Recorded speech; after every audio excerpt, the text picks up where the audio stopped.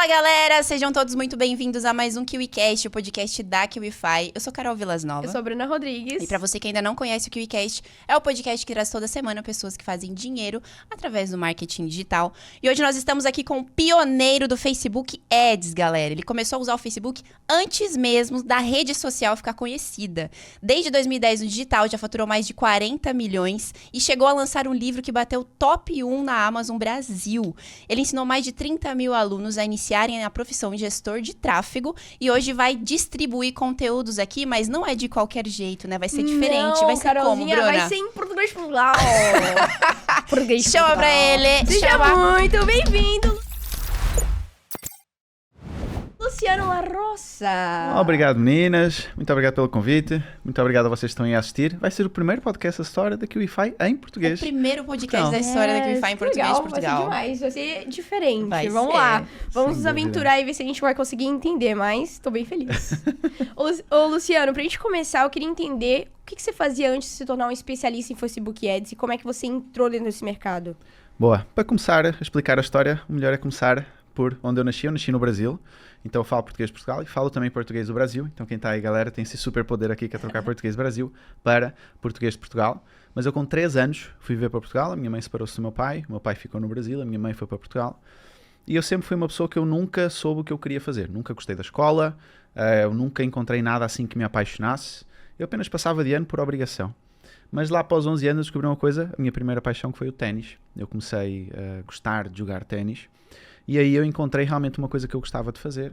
Só que eu tentei ser jogador profissional de ténis e é extremamente difícil. Se vocês aqui acham que é difícil subir um anúncio de Facebook ou fazer um pixel, aprender a jogar ténis então é muito, mas muito complicado. Só que eu sempre quis ganhar dinheiro, porque lá no início da minha adolescência, a minha família passou por alguns problemas financeiros e eu decidi para mim que dinheiro não podia ser problema mais na minha vida. Então com 16 anos comecei a dar as minhas primeiras aulas, comecei a ganhar o meu dinheiro ali como professor de ténis e eu descobri a minha segunda paixão, que era ensinar. Eu gosto de ensinar, ensino há mais anos do que tenho de vida e eu gosto muito de ver as transformações que acontecem com os alunos, tal como eu gostava no ténis, gostava de ver uma criança ali de 5, 6 anos começar a bater na bola, começar a jogar e nada me deixava mais satisfeito do que isso. Só que apesar de eu amar ali a minha profissão, eu olhava lá para a frente, para daqui a 10 anos, e talvez como muitas pessoas que estão aqui a assistir sentem, que é, se eu continuar daqui a 10 anos onde eu estou, eu vou estar provavelmente a ganhar mais ou menos a mesma coisa, não vou ter saído da cidade onde eu estou, não tenho controle nenhum sobre o meu tempo. E eu comecei, naquela época, lá para os 20 anos já, a pensar que eu queria empreender. Né? Eu tinha feito faculdade de comunicação social enquanto dava aulas de ténis, então eu dava aulas de ténis das 9 às 6 da tarde e fazia a faculdade à noite. E formei-me em jornalismo, também decepcionei-me com o jornalismo. Eu tinha aquela ideia que ser jornalista era aquelas coisas de filmes, que eu ia fazer uma investigação de um caso, ia ser publicado uma notícia, mas no máximo estava a repetir notícias de outras fontes e pouco mais do que isso. E eu naquela época comecei, estamos a falar aqui de 2008, por aí, eu comecei a procurar por formas então de ganhar dinheiro. E em 2009 surge, isto tudo a minha vida toda em Portugal, o tempo inteiro, surge aquela questão de blogs. Eu vi um artigo e vi um rapaz lá que ganhava dinheiro com blogs, o Paulo Faustino em Portugal, e eu olhei para aquilo e foi um match perfeito naquele momento. Eu podia crescer financeiramente, eu podia trabalhar onde eu quisesse, eu podia ter controle do meu tempo. Eu comecei a pesquisar sobre isto aqui que era os blogs. E não é como hoje, não é? Nós vamos aí, tem alguém com um curso para nos ensinar. Era mais nada, difícil. era mais difícil, era tudo em inglês, praticamente. Os blogs ainda eram muitos blogs no Blogspot, o WordPress era uma coisa que começava a crescer. E lá no início de 2010, então iniciei o primeiro blog em conjunto com o Paulo Faustino, que eu tinha lido um artigo dele no jornal, tornamos sócios naquele primeiro projeto. E eu comecei a escrever sobre freelancing. Eu comecei a ensinar as pessoas a trabalhar como freelancer, porque eu, como jornalista freelancer, eu tinha alguma experiência nesta área. Eu comecei a escrever. Isto em 2010, ou seja, parece que foi ontem, mas já foram 14 anos. Naquela época o Orkut bombava no Brasil, em Portugal era uma rede social chamada i5. E eu comecei a escrever no blog, só que o que é que começou a acontecer? As pessoas do Brasil começaram a ler o blog. Então eu estava a partir de Portugal. Porquê? Porque havia uma busca muito maior da parte do Brasil e continua a ser português. E eu começava a ver que uma rede social começava a surgir, que era o Facebook, lá nos Estados Unidos. Eu comecei a escrever sobre o Facebook, isto final de 2010 e início de 2011. E as empresas começavam a encontrar os artigos e começavam a querer contratar os meus serviços. Então, eu comecei como gestor de redes sociais, o social media, a profissão do momento, que eu tinha começado lá em 2011. e só com o Facebook, não é? Porque naquela época o Instagram acho que estava a ser criado ainda em 2011, o Orkut não tinha essa parte das páginas, então começou o Facebook e eu comecei então a prestar serviços de redes sociais. Então o blog, que era para eu ganhar dinheiro com o blog, e eu no primeiro ano, só para ter ideia, eu gosto sempre de falar isto porque as pessoas no digital hoje acham que é tudo muito rápido e têm muito pouca paciência. Quando eu comecei o blog, eu dava aulas de ténis, ainda fazia alguns trabalhos como jornalista, então eu trabalhava no blog das 10 da noite à meia-noite. E eu escrevi praticamente um artigo todos os dias durante esse primeiro ano no blog. E eu ganhei 3.000 reais durante um ano inteiro. Não é? Eu não precisava daquele dinheiro, porque eu ganhava das outras fontes, mas eu tinha muita paciência. E talvez se naquela época eu tivesse Instagram, eu não teria muita paciência, teria talvez me comparado com alguém e desistido no meio do caminho. Mas como eu não podia comparar com ninguém, eu olhava para as visitas, estava a crescer e eu estava feliz. Ganhava ali mais uns trocados. E eu fazia uma conta muito simples, que era... Quanto mais artigos eu escrever, mais eu vou ganhar. Então daqui a pouco eu tenho 300 artigos, daqui a pouco eu vou ganhar. E eu fui ali com a minha paciência. E ali começaram a prestar o serviço, gestão de redes sociais, e lá para 2012 o Facebook começa a lançar os anúncios. E eu começo a ver o alcance orgânico, ou seja, antes eu publicava e chegava a 100% dos fãs daquela página. E o meu cliente começa a ver a cair. Agora só está a chegar a 90, só está a chegar a 80. E eu preciso fazer alguma coisa. Eu começava a ver esta opção de anúncios. Eu comecei a estudar a parte dos anúncios e comecei a oferecer para os meus clientes de gestão de redes sociais o serviço de gestão de tráfego pago. E foi aí que começou, no Facebook Ads. Naquela época só dava para anunciar no computador. Não sei se naquela época já tinha a aplicação do Facebook no telemóvel, acho que não. E só dava para anunciar na lateral direita do computador. Então não havia nem os anúncios no feed. Os anúncios que nós vemos hoje no feed não existiam naquela época. Era tudo na lateral direita e só dava para fazer anúncios para ganhar fãs na página. Então não dava nem para captar leads, nem para mandar para mensagens, nem para video view, não havia nem pixel, não havia nada. Então só dava para aumentar os fãs na página e naquela altura era um bom negócio, porque aumentavas os fãs, o alcance era de 90%, mais pessoas chegavam e naquela altura pagavas meio cêntimo por um fã novo na página, então era uma conta que fechava. Então foi assim que começou o meu trabalho lá na parte de tráfego. E como é que você começou a monetizar as suas primeiras atividades ali com gestão de tráfego mesmo? Você começou a fazer gestão de redes sociais para negócios locais. E quando que foi que você decidiu se especializar na gestão de tráfego em si? Boa. Então, o que é que começou a acontecer? Eu cobrava um valor mensal para fazer a gestão de redes sociais e eu comecei a oferecer gratuitamente o serviço de gestão de tráfego para os meus clientes de gestão de redes sociais porque eu queria praticar. Não é? E depois aquilo começou a dar muito certo. Ou seja, o trabalho que eu fazia na gestão de redes sociais dava-me um resultado X. O trabalho que eu fazia de tráfego dava-me X mais Y. Então eu comecei a focar mais no tráfego aos poucos e fui abandonando a parte da gestão de redes sociais que dava muito trabalho, dava menos retorno e o tráfego acabava por dar muito mais retorno ao meu cliente. Então comecei a cobrar em cima da avança que eu já cobrava, o valor mensal que eu já cobrava do meu cliente de gestão de redes sociais. Cara, e quais foram as primeiras dificuldades? Porque eu imagino que, tipo, hoje a galera já tem muita dificuldade com gestão de tráfego, porque é aquilo que a gente tava conversando no almoço, né? Depende da plataforma, depende de você entender todos os lances da plataforma em si. É muito técnico, né? São skills mais técnicas. Então, como é que foi isso no início pra ti? Acredito que naquela época tinham menos funções, mas também um nível de dificuldade muito grande, porque era algo novo. Boa. Então, quando começou, quem fez anúncios nessa época vai lembrar. Poucos, talvez, que vão assistir isso aqui vão lembrar. Naquela época não existia só um gestor de anúncios. Existia o gestor de anúncios e uma coisa chamada Power Editor. O gestor de anúncios é a ferramenta que nós temos hoje, da nossa conta de anúncios. Naquela época ela era muito simples, muito mais simples do que hoje. E havia o Power Editor. O Power Editor era para os nerds de anúncios. Era uma plataforma com muito mais funcionalidades, ou seja, era a plataforma de hoje, mas com as funcionalidades naquela época. Só que o Power Editor ele tinha uma questão, ele funcionava offline. Ou seja, tu subias o teu anúncio, conseguias outro tipo de segmentação, outro tipo de objetivo de campanha, mas se, por exemplo, sei lá, faltasse a luz, a tua campanha desaparecia. Então funcionava de uma forma completamente diferente. Então havia o Power Editor e para os comuns ali que estavam a tentar os seus primeiros anúncios, havia o gestor de anúncios, mas tipo, só dava meio que para ganhar seguidores na página, fazer interação e pouco mais do que isso. E depois o Facebook uniu tudo num só e fica a plataforma que é hoje de anúncios.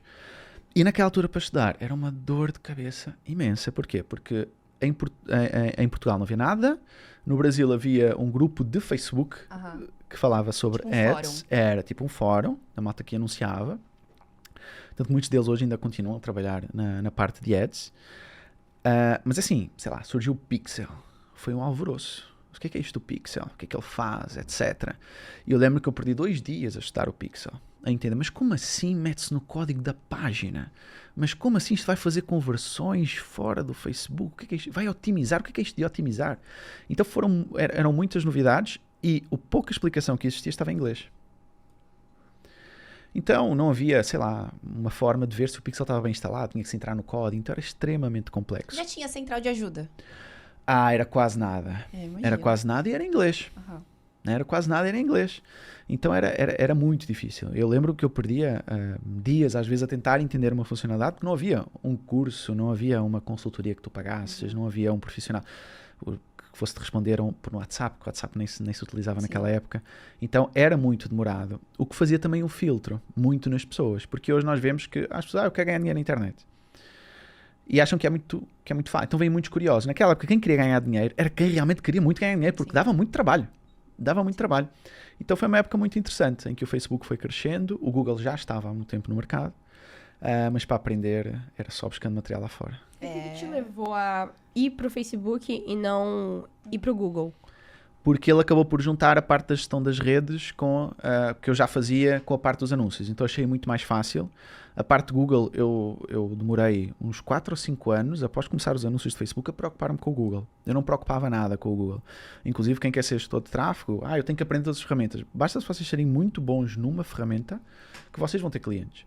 Naquela época eu tinha clientes do mundo inteiro só fazendo Facebook Ads, só me especializando nisso. Porque acabou por ser uma vantagem também, porque eles contratavam porque era uma referência naquela área do Facebook. Então foi por isso que eu fui para o Facebook. O Google acabei por explorar muito mais tarde, mas nunca tão a sério como para o Facebook. E já que você foi meio que um pioneiro, começou a usar o Facebook, e quando ele começou a ser lançado de fato, quais eram, por exemplo, as métricas que existiam antes lá dentro, que hoje com certeza foram atualizando, colocando muito mais métricas, mas naquela época, quais eram as métricas principais que existiam lá dentro que vocês pegavam para analisar uma campanha, por exemplo? Olha, então naquela época, o que é que tu te preocupavas mais? Como era assuntos para ganhar fãs na página, o que é que a gente sabia? Quanto é que a gente gastou? Qual o custo por cada fã? Quantos fãs nós conseguimos? Qual o nosso CPM? Quantas pessoas alcançamos? E pouco mais do que isso. Campanhas de interação, de engajamento, né? O que é que havia? Quantas pessoas interagiram, quantas pessoas comentaram, quantas pessoas partilharam, e era pouco mais do que isso. Não havia muito mais. O que naquela época era, descobrimos aqui o foguete para Marte, porque já se começava com aquele discurso de que era, olha, tu gastas dinheiro em jornal, tu gastas dinheiro numa rádio, se tu puseres aqui no Facebook, tu sabes exatamente a quantas pessoas te alcançaste. Então naquela época era uma coisa assim que o pessoal ficava, Depois veio a possibilidade de tu fazeres captura de leads. Aí quando veio isso realmente mudou o jogo. Porque aí a partir do momento podes captar leads, podes depois ter uma equipa comercial, podes fazer uma aula em direto, podes fazer um monte de coisas, né? Então quando entrou essa parte das leads, que entrou com o Pixel, aí eu senti que ali foi um outro momento que as coisas aceleraram muito. Porque o Facebook ganhou inteligência, não só para entender os números que haviam dentro da plataforma dele, mas também o que acontecia quando as pessoas clicavam e saíam do Facebook. Porque até ali não havia essa inteligência. Então mandava uma pessoa para um site, mas eu não sabia se ela tinha comprado, se ela tinha se inscrito. A partir do momento que veio o Pixel, aí sim que passamos a ter uma inteligência. E aí eu senti que o número de clientes também aumentou muito, porque vieram clientes de software, vieram clientes de infoprodutos e começam a vir clientes de outras áreas. Olha que interessante, você acompanhou desde o início essa questão do tráfego sendo evoluído dentro da plataforma, né? Isso é muito legal, porque vai acompanhando também o comportamento do consumidor dentro da plataforma, né? Sim. Do usuário. E aproveitando que a gente está falando disso, você comentou com a gente que você está super nichado, o seu mercado é super nichado para Portugal, né? Hoje você dá mentorias de gestão de tráfego para a galera. Quais são as principais diferenças que você vê no mercado português em relação aos outros mercados, se tratando do digital, principalmente do Brasil? O mercado português está há uns 5, 6 anos atrasado relativamente ao Brasil. Eu tive a possibilidade, enquanto estou de tráfego, de trabalhar com clientes de vários países. E eu posso dizer que Estados Unidos e o Brasil são os países mais avançados na parte do marketing digital. Esqueçam França, esqueçam Alemanha, esqueçam Inglaterra. Portugal, Estados Unidos e Brasil são os países mais avançados na parte de marketing digital.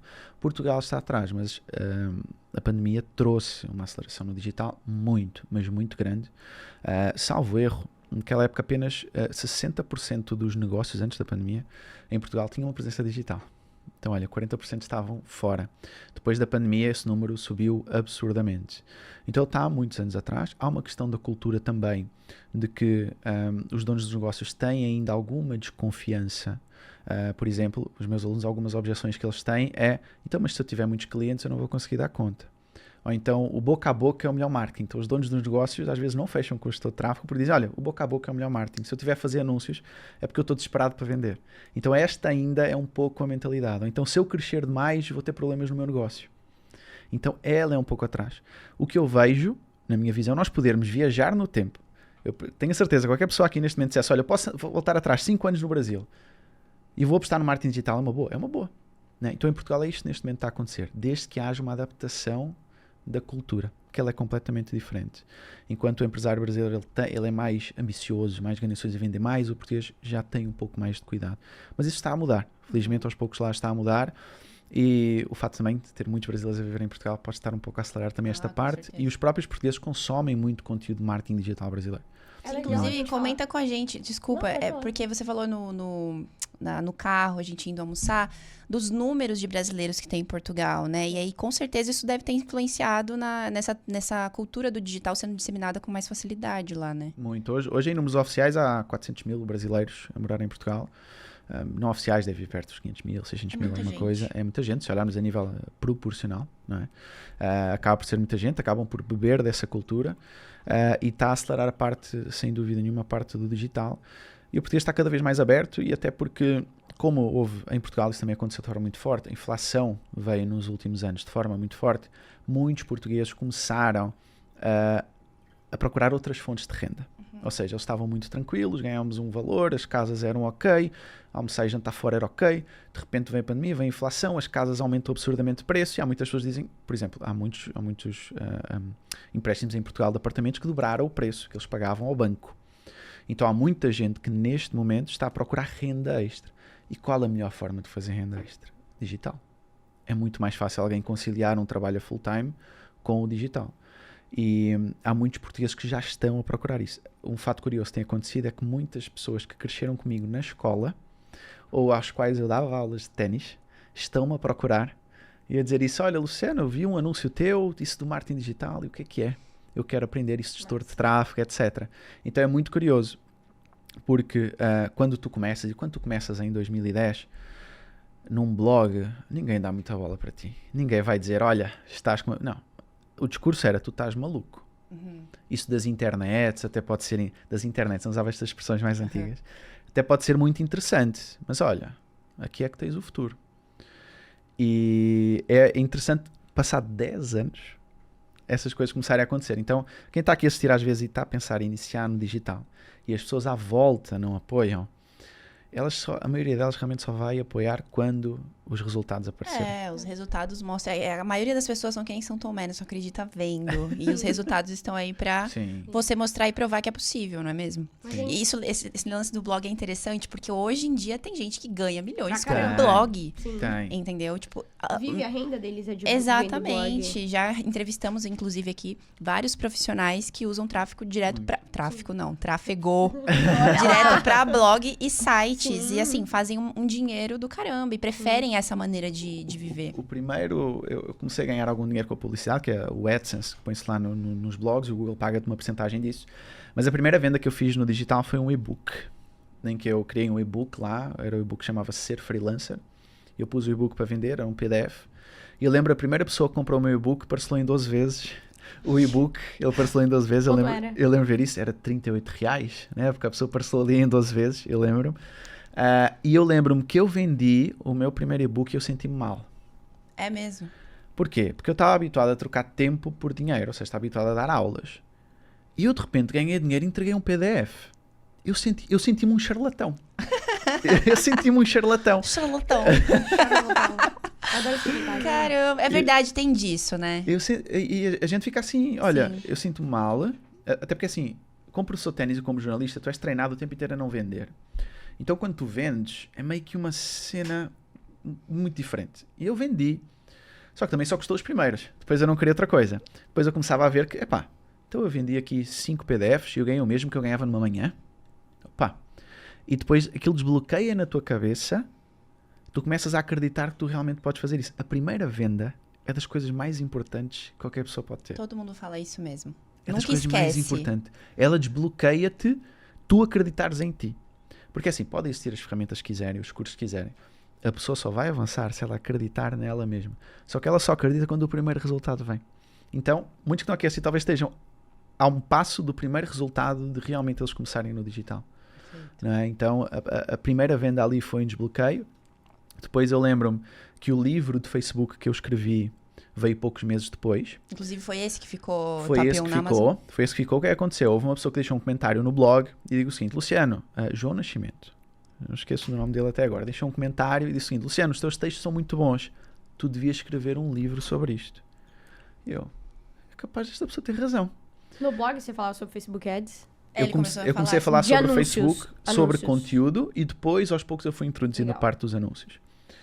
E o primeiro livro que eu escrevi de Facebook tinha muito de orgânico e um pouco de anúncios, porque naquela época não tinha muito conteúdo de anúncios. E eu disse, esta pessoa tem razão. Eu fui lá, peguei todos os textos do meu blog, compilei num e-book e eu ia oferecer gratuitamente. Porquê? Porque naquela época havia uma estratégia do blog que era, tu capturavas leads através de uma newsletter. Uma newsletter e depois fazias disparos de e-mails para vender. Então a minha ideia era, vou capturar com o e-book de Facebook e vou depois vender o outro de freelancing. E eu disse assim, pá, mas isto está a ficar muito bom, eu vou cobrar.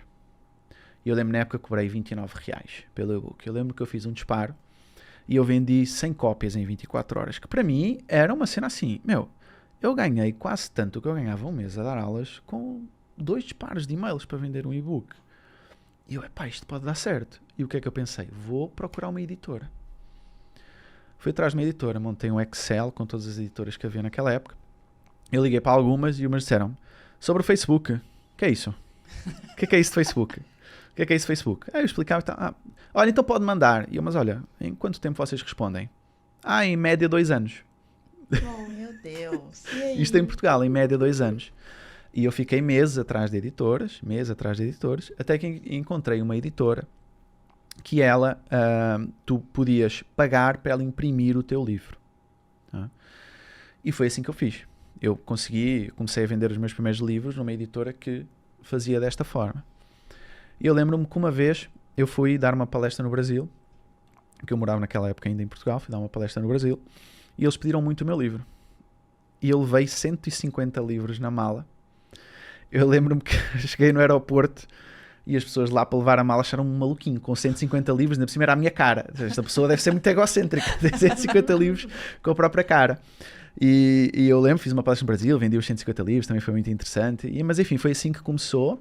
E depois eu consegui uma editora, passado 2 anos eu mesmo a vender o meu livro. Lá para 2015 é que surgiu a primeira editora que realmente acreditava no livro, e nós aproveitamos o fato da Amazon estar a entrar no Brasil poucos anos depois. Foi um bom timing. E nós montamos uma estratégia, tipo um lançamento meteórico, para o livro chegar a número 1 da Amazon, e nós temos o print, que o livro chegou a número 1 da Amazon.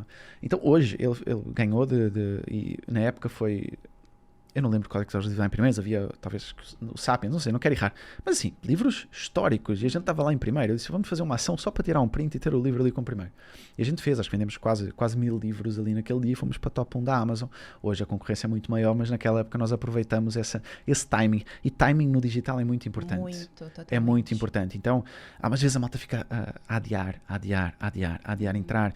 E o timing é muito importante. Se eu não tivesse entrado naquela época de Facebook Ads, no início... Foi muito bom, porque eu conseguia cobrar os serviços de Facebook Ads para outros países, ganhar em dólar. Então eu tinha clientes dos Estados Unidos, da Rússia, da Alemanha. Então era muito bom, porque havia pouca gente a fazer isso. Havia realmente muito pouca gente a fazer isso. Hoje está um pouco mais, mas assim, ainda há muito mercado para explorar.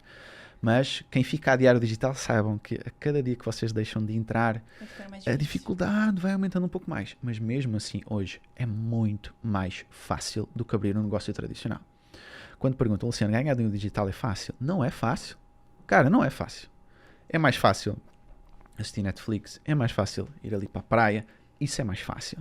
Agora, comparado ao mercado tradicional, comparado a faculdades, é muito mais rápido e tem muito mais potencial de escala do que tem o tradicional.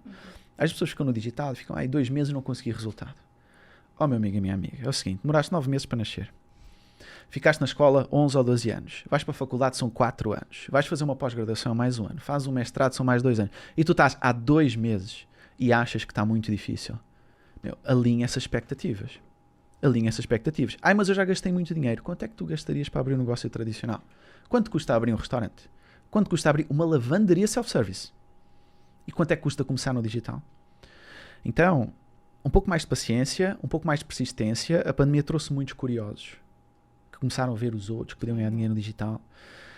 E eu acho que agora vai haver um filtro, de certa forma, de muitas pessoas que... Os curiosos não aguentam neste mercado. Mas eles também não aguentam em nada.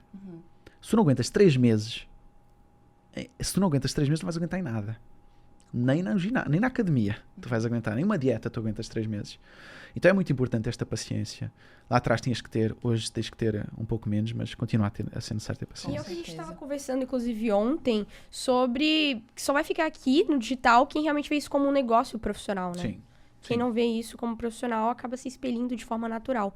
Mas, Luciano, você é um especialista totalmente completo, você entende sobre um pouco de tudo dentro do ecossistema do digital, e eu queria saber de você. Para você, qual é... É importante saber, obviamente, tudo sobre o digital, mas para você acredita que saber um pouco de tudo desse ecossistema é um diferencial muito forte para quem quer começar nessa área? É assim, quem quer começar vai ter que entender muito bem de pouca coisa. Eu quero ganhar dinheiro como gestor de tráfego. Ok, aprende 2 coisas. Facebook Ads e captar clientes. Se tu ficares muito bom nisso, esquece Google Analytics, esquece Google Ads, esquece TikTok, esquece tudo. Foca-te em seres muito bom numa única coisa. E põe em prática, porque o que acontece? É muito fácil nós começarmos a desfocar comprando cursos e mais cursos, achando que ali está a solução nova. E eu vendo cursos, então contra mim eu falo. Mas isso não é a solução para a maioria das pessoas. Muitas vezes tu estás a procurar mais um curso porque tu estás a adiar e ires para o campo de batalha. Porque se fores para o campo de batalha, meu amigo, vais levar nãos. Vais ter dificuldades. Vais acordar à meia da noite. Bem-vindo ao mundo dos negócios. É isso que vai acontecer. Então, se tu fores bom numa única coisa durante um determinado período de tempo, tu vais crescer mais rápido. Agora, com o tempo, podes ir adquirindo outras habilidades. Eu hoje sei fazer tráfego, sei fazer landing page, sei editar vídeos, sei editar imagens, sei fazer lives, sei fazer pitch de vendas, mail marketing, várias coisas. Mas isso demorou 14 anos. Não demorou 3 meses, nem 4 meses. Então, muito foco numa única coisa, ser muito bom. Essa é a forma de se crescer mais rápido do digital. Então, muito cuidado com o canto da sereia. O canto da sereia e depois o algoritmo nisto nas redes sociais é complicado. Porquê? Alguém que nunca comprou nada de curso de ganhar dinheiro, compra o seu primeiro curso. Aí parece que está toda a gente a fazer isto. É anúncio no YouTube, é o podcast da QIFI que aparece, é o anúncio no Facebook e por aí vai. E ela começa a ver várias oportunidades que ela não via até aqui. Só que ela vai ter que aprender a fazer uma outra coisa, que é filtrar. Então ela vai ter que manter o foco. E não quer dizer que a primeira opção que ela teve é a melhor opção, mas pelo menos fica nela 3, 4 meses, 5 meses, esgota todas as possibilidades, dá o teu máximo e depois vês que realmente não é para ti, vai e muda, mas muda e fica 5, 6 meses. Se tu, no espaço de 1 ano, experimentaste mais que 2 áreas diferentes, o problema não é das áreas, o problema és tu. Concordo. Então é necessário esse foco. E por mais que tu estudes, nada compensa tu estás no campo de batalha. É uma forma excelente de aprender. É uma excelente forma de aprender. Nós vamos muito naquela do, eu vou ler mais livros, vou comprar mais cursos. Mas a prática ensina muito. A prática ensina-nos muito. E se nós pararmos para pensar o que é dar certo no digital, para muita gente é olhar as outras referências, como a Ferrari, com o carrão, e aquilo é dar certo. Mas muitas vezes tu tens é que te comparar com quem tu eras. Ou seja, quem era o Luciano a dar aulas de ténis? Quanto o Luciano passou a ganhar no digital? É com isso que ele tem que se comparar. Porque sempre vai haver alguém que tem mais do que tu. Sim. Em qualquer área. Sempre vai haver. Sempre vai haver uma pessoa com um corpo mais bonito. Sempre vai haver. Né? Então, para mim, o segredo de estar há 14 anos no digital não pirar, porque há muita gente que pira. Há muita gente que fica 1, 2, 3 anos e entra maluquinho. Eu já vi gente que ganhava muito dinheiro. Eu lembro, a primeira pessoa que eu vi fazer 1 milhão no digital não está mais no digital. A pessoa apagou todas as redes. A primeira pessoa que eu vi fazer 10 milhões, hoje não faz mais 10 milhões. Hoje vende, ok. Tá? Então, eu vejo que para se manter no longo prazo, em qualquer área, acho que o segredo é compararmos com a nossa própria evolução. Ter referências, mas compararmos com a nossa própria evolução. Porque senão, mesmo ganhando muito dinheiro, podemos não ser felizes. Exato. Porque perde o sentido. Se eu ganho 3 mil, passo a ganhar 10 e vejo alguém que ganha 100, eu estou triste. Mas eu ganhava 3, cara. Quantas portas não se abriram, quantas experiências não vieram. Então acho que é um pouco, talvez, uma linha mais de estoicismo. Ou em algum momento da jornada você se viu nesse lugar de se comparar, de...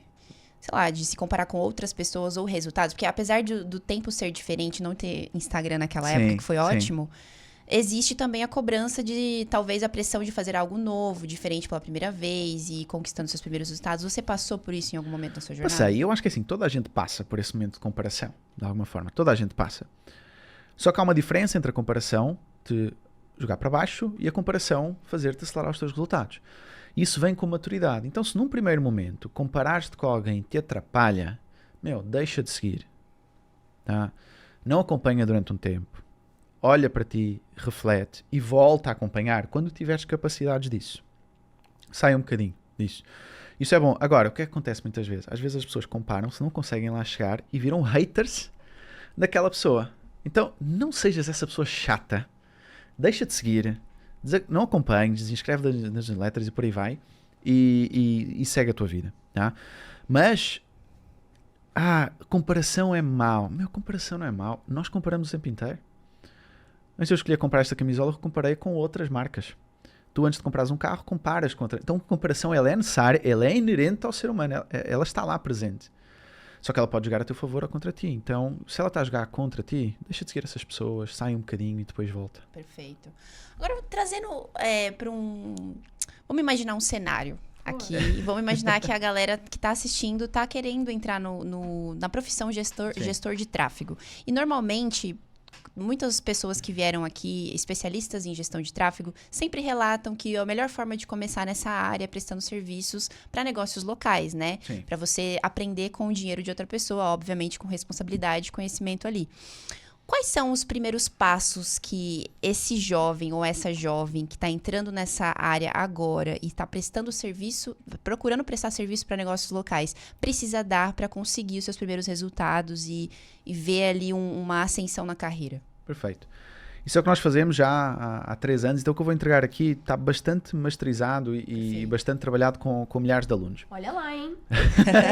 Pegue a nota. Então assim, primeira coisa...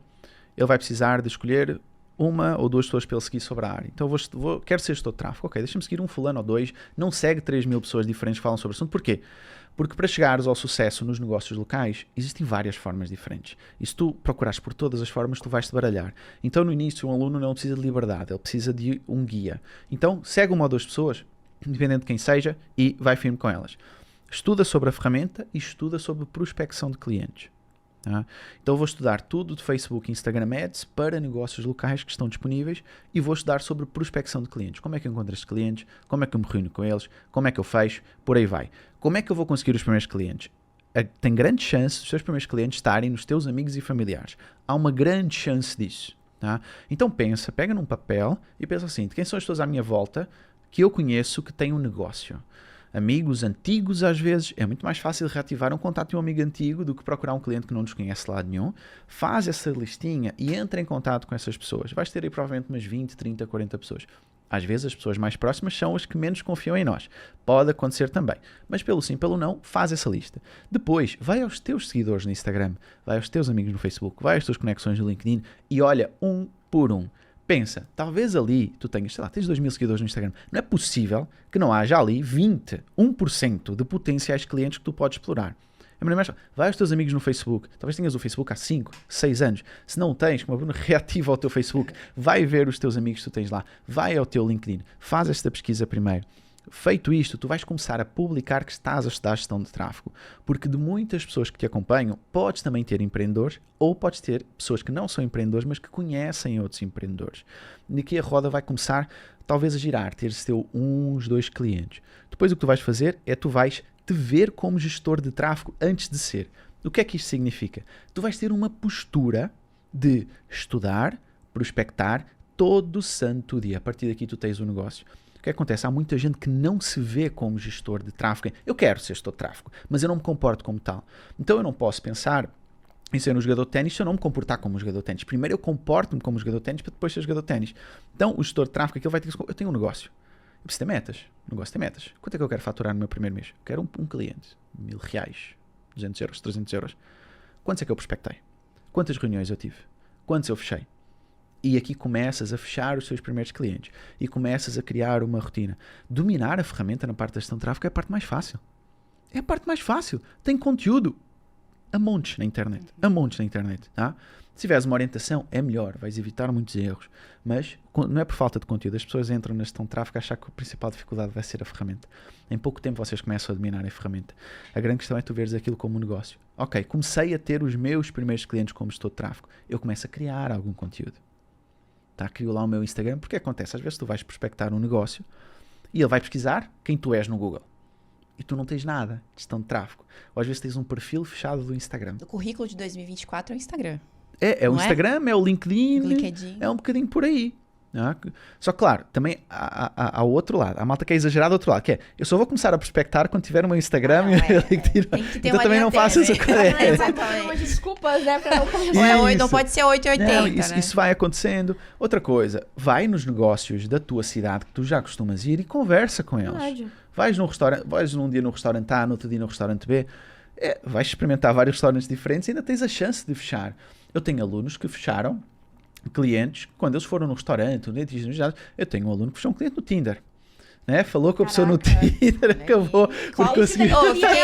Fiquei curiosa pra saber a abordagem, né? No Tinder Eu não que pedi ter... prints, não devo abrir olha prints. aí. Mas já vi alunos que fecharam no Tinder, que fecharam no computador, no elevador, tá? Fecharam no elevador, ok? Então estavam tipo a descer, a comunicar no prédio e tal, acabaram por fechar aquele cliente. Então, e fala para as pessoas próximas, vais num jantar de amigos, fala o que tu estás a fazer. Não há como não surgir 1, 2, 3 clientes a partir daí. Porque a maior dificuldade é fechar os primeiros clientes. Depois que tu fechas, tu entregas os primeiros resultados, tu tens cases para mostrar. E quando tu tens cases para mostrar, tu fechas mais rápido.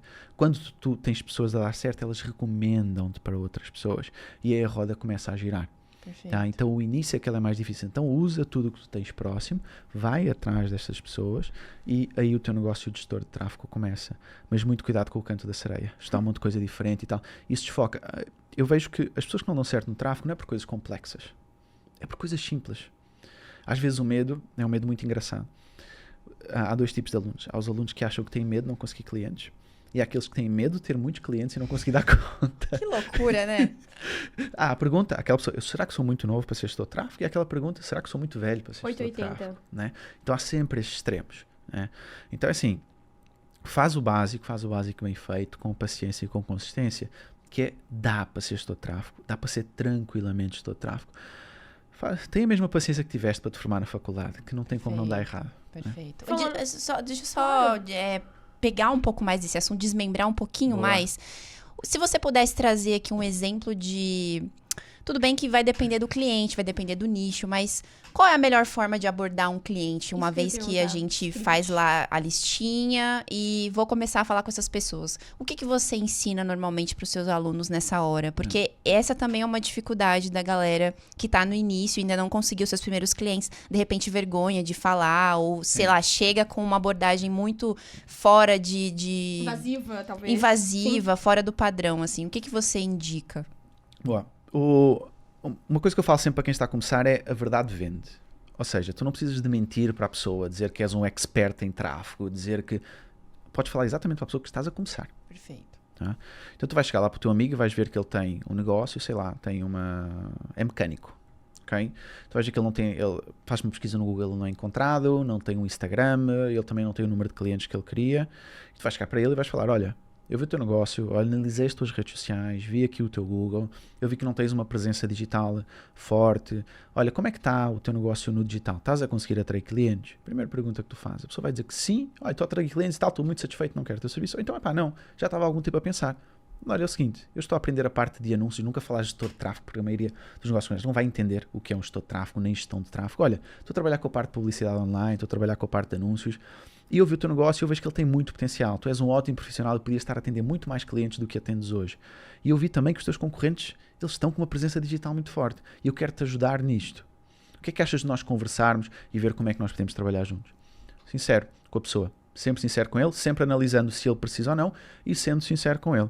E depois há sempre a possibilidade do cliente teste, se quiseres fazer o primeiro mês de graça para te sentires mais confiante ou não, podes cobrar. Eu tenho alunos que já começam a cobrar 300, 400 euros no primeiro mês como gestor de tráfego. Tenho outros que preferem ter um cliente teste para ganharem mais confiança, porque eles não sentem à vontade de cobrar uma coisa que eles ainda não tiveram experiência, ainda por cima estamos a mexer com o dinheiro do cliente. É como se fosse um estágio. Não é como se fosse fazer um estágio ali naquele momento. Só que eu recomendo é que também não abusem desta estratégia, porque eu já vi às vezes a coisa, não, eu estou com 5 clientes testes. Não, calma, é um para tu ganhares confiança e depois já começa a cobrar. Tá? Até porque se nós fazemos às vezes as coisas de graça, as pessoas não valorizam tanto. Exato. Se eles pagarem, vão valorizar um pouco mais. Eu sou super defensor de se começar a cobrar, mas também entendo que às vezes a pessoa não avança porque ela tem que cobrar, então é preferível que ela avance fazendo gratuitamente do que não avance só porque ela quer cobrar. Então faria desta forma simples, Legal. faria depois uma reunião com ele para começar os trabalhos, depois vai a parte mais técnica. Qual é a parte mais técnica? Pedir acesso à conta de anúncios do Facebook se ele tiver, ajudar a criar a conta e começar nestas primeiras estratégias. O gestor de tráfego que está a começar, ele precisa entender bem quem é o cliente do cliente dele. Perfeito. Esta é a maior dificuldade, porque muitas vezes nós vamos trabalhar com negócios que às vezes nós não entendemos bem. Eu lembro quando eu estava a começar, eu trabalhei com um negócio que era sobre unhas de gel. Nossa. Desafio. Não, mas não era unhas de gel para o público final. Era unhas de gel, é que vendia o produto de unhas de gel para profissionais que trabalhavam com unhas de gel. Era o cara que vendia os produtos para manicure. Isso, exatamente. E eu não entendia nada daquilo. Foi um fracasso. Por quê? E aqui está outra coisa, né? Geralmente nós vemos as histórias dos gestores. Olha quanto eu investi, quanto eu faturei. Todos os gestores de tráfego que hoje faturam bem já perderam clientes. Já tiveram clientes que não deram certo. Isto faz parte. Eu falo isto aqui para tranquilizar quem está a começar. Porque eu vejo muita gente que tem o seu primeiro cliente e não dá certo e abandona. E abandona a profissão. Então, se estás a começar, eu quero que fiques tranquilo. É normal tu não dar certo com o teu primeiro, com o teu segundo, com o teu terceiro cliente. Isto vai acontecer e é plenamente normal. Aprende com isso e segue em frente.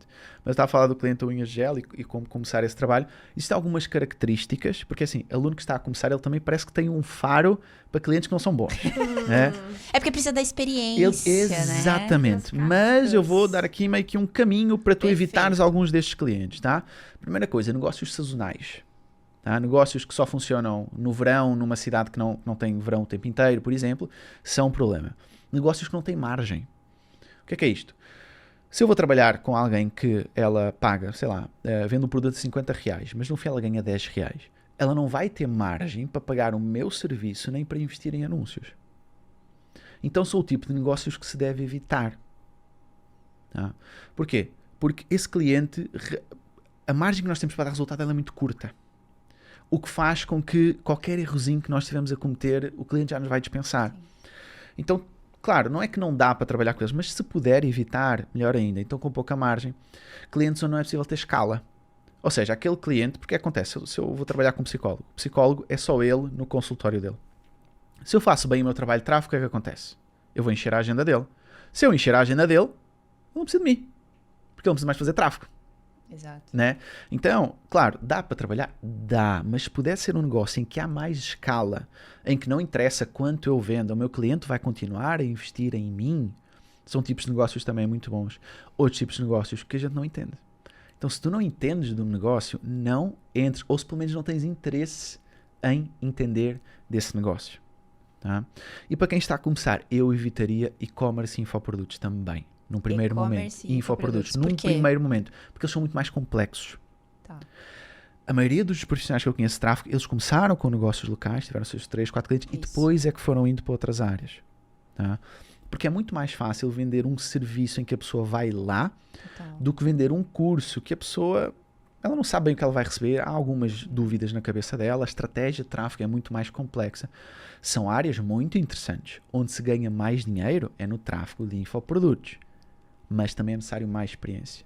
Então, se eu fosse gestor de tráfego iniciante, eu começaria com negócios locais e depois iria migrando para outras áreas. Claro, vai haver o fulano que começou com e-commerce, deu muito certo, começou com... Claro, estou a falar exceções. Para a maioria das pessoas, é o que recomendaria que fizesse. Fazer um estágio em negócios locais, Isso, depois exatamente, para ganhar a confiança, etc. Justo. Mas você falando do seu primeiro tráfego para negócio local que não deu muito certo, eu fiquei muito curiosa. Como é que você lidou com isso em falar pro seu cliente que você não conseguiu, às vezes, tá ali na expectativa que vocês tinham alinhado antes? Como é que foi isso para você? Então, eu cheguei para ele e falei, olha, infelizmente a gente não pode mais trabalhar juntos, porque eu não consigo perceber quem é o teu cliente e eu lembro na época eu devolvi o dinheiro para ele e está tudo bem. E esta é a beleza do digital, que é o seguinte, às vezes as pessoas ficam com medo de avançar, porque têm medo de não dar certo. Qual é o pior cenário possível? É tu devolveres o dinheiro para o cliente. Exato. Então faz o seguinte, não estás seguro? Começa, guarda esse dinheiro, não o gastes, não vais abrir champanhes a fechar que fechaste o teu cliente. E se não der certo, devolve-lhe. E está tudo bem, tá? E está tudo bem, não há problema nenhum. Eu lembro quando eu tive os meus primeiros clientes lá fora, eu tinha muito receio. Porquê? Porque eram clientes que eu tinha que falar em inglês, eu tinha que fazer a copy dos anúncios em inglês, o público era completamente diferente, e eu tinha muito medo de não dar certo. Porque uma coisa é não dar certo no nosso idioma, outra coisa é não dar certo no idioma estrangeiro com países, com culturas diferentes. Por exemplo, é completamente diferente fazer anúncios no Brasil, fazer anúncios em Portugal, fazer anúncios para a Alemanha, fazer anúncios para a Angola. O CTR é completamente diferente, o custo por lead. Eu lembro que na Alemanha, para tu conseguires uma lead, Deus me acuda. Porquê? Porque eles são muito mais desconfiados. Eles não vão deixar o e-mail, não vão deixar o telefone de qualquer das formas. Já quando eu tinha o meu cliente, por exemplo, que a gente trabalhava em Angola, um CTR de 4, 5%, uma taxa de cliques enorme, tá? Para quem não sabe, o CTR é a taxa de cliques no anúncio. Quanto maior o CTR, mais interessante está aquele anúncio. Mas eu lembro que na Alemanha tínhamos ali CTR de 0.8, 0.9 e em Angola era 5, 6. Mas também a lead que se inscrevia no anúncio na Alemanha era muito certo que ela comprava, porque ela estava muito consciente. E na Angola temos muitos curiosos, que só ficava a perguntar e depois não comprava o produto. Então há estas diferenças culturais muito interessantes no tráfego que acabam por ter muita influência também. Por falar nisso, os criativos lá em Portugal... Como são os criativos em Portugal? Porque, né, aqui a gente... que vende, né? Porque aqui a gente tem um padrão, vamos dizer assim, né? As pessoas que vêm aqui falam, os 3 primeiros segundos do criativo são importantíssimos, precisa chamar atenção. De repente, se for para uma página de vendas, precisa chamar atenção para a página de vendas. Se for para, sei lá, estratégia de engajamento, o criativo tem que ser outro. Como é que funciona isso no mercado de Portugal? Porque, como você disse, tem essa diferença cultural e tem a diferença do comportamento do consumidor. O que é atrativo para eles lá é totalmente diferente do que é atrativo para a galera do Brasil, por exemplo. O que é atrativo para a galera de Portugal, falando nisso? Fiquei curiosa. Porque normalmente a gente vê os anúncios aqui do Brasil, a galera bota um anúncio de... Antes, né? Antigamente, hoje em dia isso mudou. Mas botava um carro lá, atraía muita gente de renda extra, por exemplo. Sim. O que é um atrativo em Portugal? Boa. Assim, os seres humanos, eles continuam a ser seres humanos, então eles têm os seus desejos em comum, mas a parte cultural acaba por diferenciar algumas coisas. Então não quer dizer que não vá funcionar lá, é a história do carrão, mas, por exemplo, a maioria do português, se há esse tipo de anúncio, ele vai ter uma desconfiança muito maior mesmo. Lá está, como é um mercado que está mais atrás, é um mercado que não viu muitas situações destas acontecerem, há uma desconfiança e acaba por jogar contra quem faz este tipo de anúncio. Então, o que é que o português busca geralmente, principalmente na parte de transformação do digital, que é a parte que agora eu estou mais por dentro? Ele busca muitas vezes poder ganhar o mesmo ou um pouco mais, mas tendo mais qualidade de vida, perdendo menos tempo no trânsito, passando mais tempo com os filhos, tendo mais a liberdade geográfica, sendo mais valorizada. A gente acha que não, mas, por exemplo, as pessoas elas valorizam muito serem valorizadas dentro de uma empresa. Então, elas não buscam muitas vezes ter o carrão. Elas buscam ter mais qualidade de vida para elas do que elas buscam isso. E quem faz isso lá cai no descrédito muito rápido. Porque como é um mercado pequeno, tudo se fala muito rápido. Então, a parte da credibilidade ela é muito importante. Quanto menor é o mercado, mais importante é a tua credibilidade com a audiência. Então, essa parte dos carrões e tal não funciona tão bem. O português ele é muito mais lógico e menos emocional. Então, os apelativos têm que ser, às vezes, um pouco mais lógicos do que emocionais. Legal. E tem muito que matar crenças. O que acontece? O mercado mais atrasado ele tem muitas crenças que não correspondem à verdade. Por exemplo, há muita gente que não começa como gestor de tráfego porque acha que precisa de criar conteúdo. E um criativo nosso que funciona muito bem é um criativo que nós já rodamos há vários lançamentos, que é o seguinte: esta influenciadora tinha 2 milhões de seguidores e vendeu apenas 30 t-shirts, 30 camisetas. T-shirts lá se chamam de camisetas. E eu depois desmonto aquilo dizendo o seguinte: olha, porquê que isto aconteceu? Porque há muita gente que associa ter muitos seguidores a ganhar muito dinheiro no digital. Mas a verdade, a maioria dos que ganham dinheiro no digital nem aparecem. E aí depois eu falo da profissão. Então pego um gancho de uma crença que existe no mercado, que é, eu para ganhar muito dinheiro preciso ser influenciador, e depois mostro que quem ganha mais dinheiro muitas vezes está nos bastidores, não está a aparecer. Então é um sentido mais lógico, é um sentido menos de promessa, mas de quebrar crenças. Há muita gente que lá acha que tu para ganhar dinheiro no digital precisas ter uma faculdade de marketing digital. Há essa crença. Eu, para trabalhar no digital, eu preciso primeiro ter uma faculdade em marketing digital, quem sabe uma pós-graduação, e depois eu posso pensar em trabalhar com marketing digital.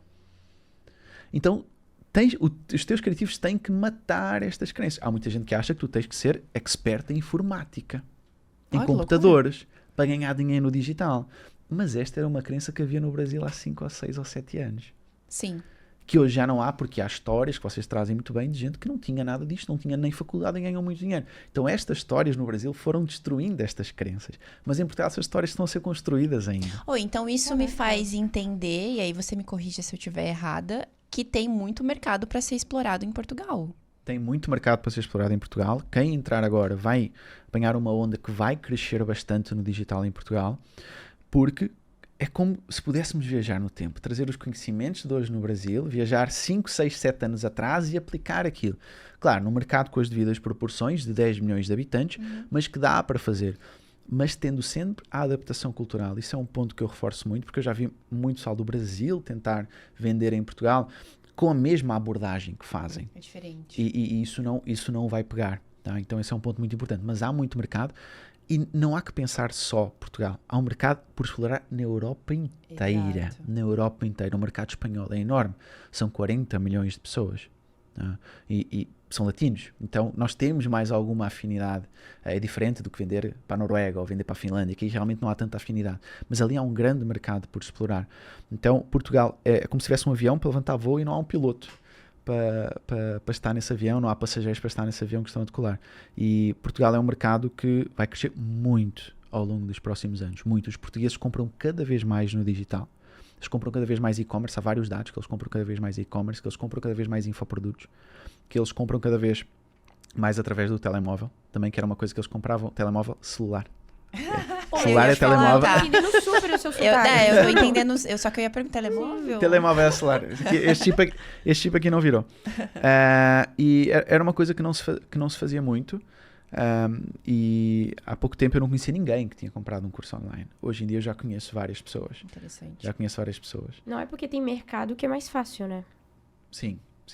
É. E eu vejo que os portugueses, com toda esta mudança económica, eles estão a acreditar cada vez mais no digital.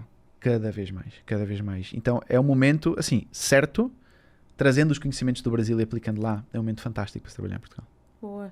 E Luciano, hoje você tem sua própria mentoria que você vende falando sobre tráfego, sobre ser gestor de tráfego, sobre Facebook Ads. E eu queria saber de você. Você vende ela totalmente no Perpétuo hoje. Isso. Você começou sempre vendendo no Perpétuo?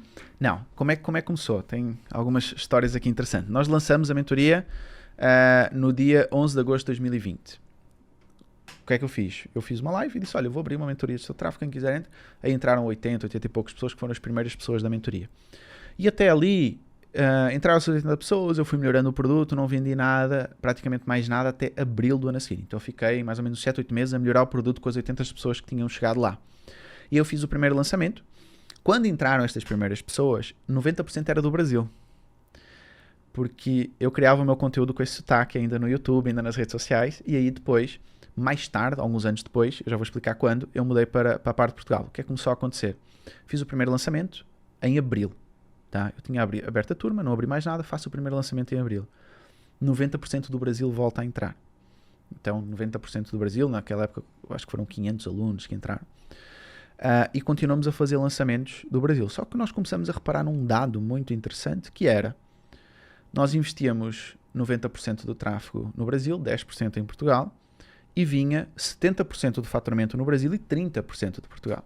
Então nós começámos a entender um padrão de comportamento que o português, o custo de aquisição para ter aquele aluno era muito mais barato em Portugal do que no Brasil. E mesmo falando português do Brasil. Mesmo dando exemplos do Brasil e não exemplos de Portugal. E nós dissemos, olha, vamos experimentar fazer um lançamento para Portugal de uma turma. E nós fizemos. Este lançamento de Portugal, a primeira turma, foi muito bem. Nós pensamos, ok, então vamos fazer um lançamento para o Brasil, um lançamento para Portugal. Então uma versão do Luciano num mês, outra versão do Luciano no outro. Só que aí nós começamos a captar leads para o Brasil, no lançamento a seguir, e a lead vinha mais cara, que vinha para Portugal. Nós dissemos, olha, vamos fazer outro para Portugal. E fizemos outro para Portugal e foi muito bem. E a partir daí começamos a focar 100% em formar gestores de tráfego em Portugal. Naquela época só fazíamos em lançamentos. Depois há um ano para cá, nós começamos a fazer as vendas também no Perpétuo. Então, nós fazemos no lançamento, fazemos no Perpétuo, temos melhores condições. Então, se estás a ver este vídeo e estás no lançamento meu, é melhor comprar no lançamento que compraste depois. Olha lá. Tá? Mas nós temos melhores condições para quem está no lançamento do que para quem está no Perpétuo. Às vezes, no Perpétuo, a pessoa ela quer entrar mais rápido, não quer esperar para um lançamento e por aí vai. Então, nós pomos alguns bónus, algumas coisas ali na hora do lançamento. Mas nós vendemos um ano inteiro. Vendemos a mentoria um ano inteiro. Hoje temos uma equipa comercial. Essa equipa comercial aborda as pessoas, faz os fechamentos. Hoje temos mais de 10 pessoas em parceria com o meu sócio, o Alan, que ele tocou bastante essa parte da equipa comercial. E hoje nós temos uma equipa comercial grande que eu tenho muito orgulho dela. Ela garante vendas todos os dias e ajuda os portugueses a mudar de vida, porque nós temos uma preocupação muito, mas muito grande com o aluno. Então nós queremos que esses alunos possam todos os dias ter a possibilidade de mudar de vida. Então nós vendemos tanto em lançamento como no Perpétuo, que para nós é o melhor dos mundos. Falando ainda sobre Perpétuo, o que não pode faltar em um funil de Perpétuo? Paciência. Porque assim, nós já testamos, eu já testei vender vários produtos no Perpétuo, já tentei várias estratégias no Perpétuo. Houve uma época que nós tentamos utilizar aquela estratégia do livro, em que se vendia o livro e as pessoas compravam o livro e a gente fazia oferta para elas comprarem o curso, né? A gente não conseguiu que essa estratégia desse muito certo. Quando eu digo desse muito certo as vendas do livro iam muito certo, mas as vendas do curso depois não iam muito certo. Sim. Então, nós chegávamos a vender mais de 150 mil reais em livros por mês, que era uma quantia muito grande de livros, só que depois também tinha uma logística muito, muito grande e não convertia em curso aquilo que compensava. E nós abandonamos e pensamos, ok, vamos tentar vender direto aqui a mentoria Gestor de Tráfego. E aí nós começamos a vender a mentoria Gestor de Tráfego. Primeiro começamos a fazer tipo umas masterclasses em direto, tá? Uns webinários em direto que nós fazíamos, mas depois nós começamos a fazer estratégias de captação de leads para sessões estratégicas, tá? Para lista de espera, para mini curso e depois o comercial a entrar em contato. E tem funcionado muito bem desta forma. Tá? E o que é que não pode faltar na parte do Perpétuo? Em primeiro lugar, um acompanhamento constante das métricas, ter uma consciência clara das métricas, ou seja, quantas pessoas estão a chegar na minha página de vendas, quantas pessoas estão a chegar no meu checkout, quantas pessoas estão a comprar, quanto é que eu estou a investir, quanto é que eu estou a lucrar. Saber estas métricas é extremamente importante no Perpétuo. Depois, paciência para trabalhar a página de vendas o tempo inteiro. Estar a trabalhar a página de vendas o tempo inteiro é muito importante, porque ela é um dos pontos fundamentais para se fazer a venda. Então eu lembro que nós estávamos constantemente, headlines diferentes, cor de botões diferentes, estruturas completamente diferentes e por aí vai. Uma terceira coisa muito importante quando nós falamos do Perpétuo é entender que todo o trabalho que tu fazes de conteúdo, todo o trabalho que fazes de anúncios, ele vai ter um impacto direto no teu Perpétuo. Ou seja, aquela história, pelo menos, eu nunca consegui. Aquela história de não vou aparecer, vou só comprar tráfego e o meu produto vai vender, comigo nunca funcionou. Eu acho que ela é um misto de conteúdo, um misto de interação com as pessoas que seguem, de posicionamento, que vai ajudar também que o teu Perpétuo acaba por vender mais. Tá? E outra coisa, preocupa-te em ter um produto muito bom.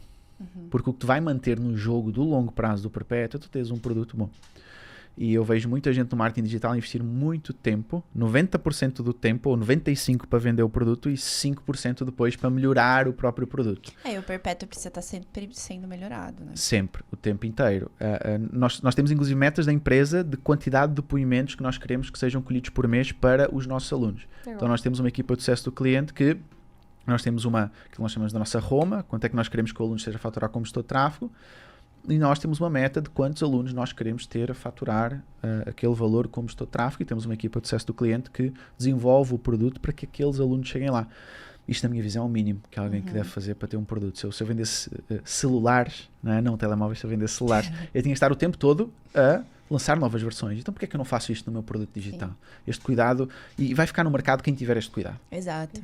A gente vê cada vez mais o mercado transicionando para esse lugar mais profissional, onde as pessoas se importam mais com a entrega, com as pessoas mesmo do outro lado, e esse cuidado com a experiência do cliente tem ficado cada vez mais acentuado, principalmente no marketing digital. Agora, entrando um pouco na parte de estrutura, a gente sabe que vender no Perpétuo não é só deixar o link lá na bio do Instagram e é isso, vai com Deus. Não é isso. Como é que você chama a atenção dessa galera, da galera nova, no caso, para o seu produto em Perpétuo? Como é que funciona a estrutura hoje? Hoje o que é que nós fazemos? Nós temos, é como se fosse um funil dentro do tráfego, ou seja, nós temos principalmente vídeos, tá? Trabalhamos maioritariamente em vídeos do topo do funil, vídeos do meio do funil e depois quem passou pelo meio é que nós convidamos para a sessão estratégica. Então como é que funciona? tenho vídeos de topo de funil, conteúdo mais geral. Eu rodo isto para uma determinada segmentação. Quem viu 50% ou 75% desse vídeo vai receber os outros vídeos de conteúdo um pouco mais aprofundado. Então vamos a um exemplo. Vídeo topo de funil. Ganhar dinheiro no digital é fácil? Eu faço o meu comentário sobre isso. E depois, quem visualizou esse vídeo vai provavelmente ver um vídeo a falar de qual profissão eu considero que é melhor para se começar no digital. Eu falo da profissão de gestor de tráfego.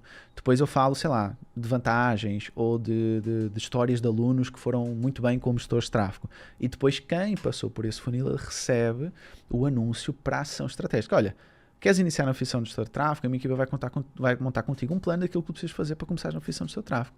A pessoa inscreve-se, faz essa sessão, a minha equipa apresenta o que é que ele precisa começar a estudar, quais os planos e depois faz a venda do produto. Simples. Legal.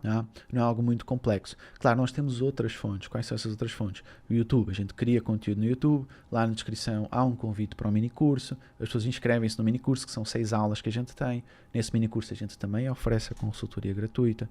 Nós fazemos de tempos a tempos um webinário gravado, que também vai para a consultoria, para a ação estratégica, e a pessoa vai para o comercial.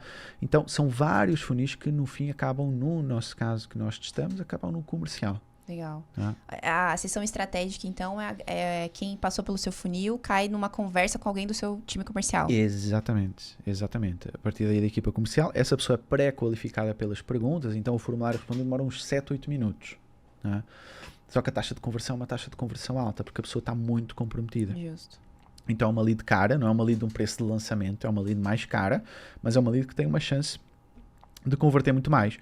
E ela tem chance de converter tanto para o produto mais barato como para outros produtos mais caros. Então o comercial tem essa vantagem, que é diferente de mandares para uma página de vendas, mas uma página de vendas vai vender aquele produto, claro, podes ter o upsell e por aí vai, mas num para um, e especialmente no mercado mais tradicional como é o português, eles precisam desta confiança. Total. De falar com as pessoas, ter alguém ali para perguntar, etc. Então, nós vimos que em Portugal é isso que funciona, no nosso caso. Você falou que o mercado português é mais lógico, né, e menos emocional. Quais são as principais objeções que a galera tem, assim? Fiquei curiosa. Principal objeção de todas é tudo enganação. Tá. É a principal. Ainda é um pouco parecido com a do Brasil. Não, é muito pior. Sério? É muito pior. Se fosse tão fácil, não estavas a ensinar. Se todos ganhassem esse dinheiro, não havia pessoas pobres no mundo. É daí para baixo. Mas não chegou lá o vendedor de vender curso. Já chegou. Já chegou. Já chegou. Então ele tá seguindo o fluxo. Tá seguindo. Já chegou. A minha equipa, que nós fazemos lá a moderação dos comentários, obviamente, eu não tenho dó nenhuma, tá? Alguém que vai lá e chamar-me isso é bloquear e retirar o comentário. Não querem conversa. Só que a gente tira um print antes. Eu tiro um print, eu guardo um histórico de todos os comentários que ficam lá, que é para depois eu gerar conteúdo em cima daquilo.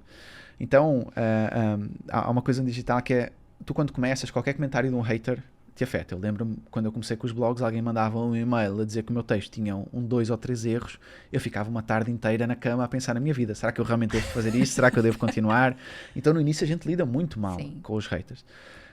Quando é que nós sentimos que estamos a evoluir? Quando nós já usamos os haters para criar conteúdo. Justo. Aí quando tu já usas os haters para criar conteúdo, meus amigos, é fantástico. Então, inclusive, nós batizamos um hater de Josefino. Josefino. Já chamamos ele de Josefino. Então, é um nome um pouco mais antigo, digamos assim. Então, essa história foi, ele mandou-me um comentário, eu abri a caixinha de perguntas no Instagram, e ele foi lá e disse, eu vou falar uma asneira, tá? Quem tiver as crianças na sala, vai para o caralho, tá? Ele vai para o caralho, assim, em português. Do nada. E eu peguei a resposta, o que ele mandou, e eu respondi, Josefino, porque era um rapaz que devia ter uns 19 anos. Só que era um rapaz novo velho. Ou seja, ele estava com um blazer, ele parecia mais velho, com um carro, um Porsche atrás, ou o que era. Tipo, o paizinho deu-lhe aquela roupa e deu-lhe aquele carro. Entendi. E eu fiz um vídeo e disse, Josefino, estás nervoso, Josefino? O pai não te pagou o YouTube Premium, estás a receber anúncios, Josefino. Josefino, sabes que está a ganhar dinheiro, Josefino, com gestor de tráfego, Josefino. Então dei como se, olha, o pai dele não lhe pagou os anúncios, ele estava incomodado porque estava a receber anúncios no YouTube, e eu fiz ali meio num tom irónico, e talvez uma brincadeira. E aquilo gerou muita interação, então a gente batizou ali de Josefino. Então brincar com os haters é muito interessante.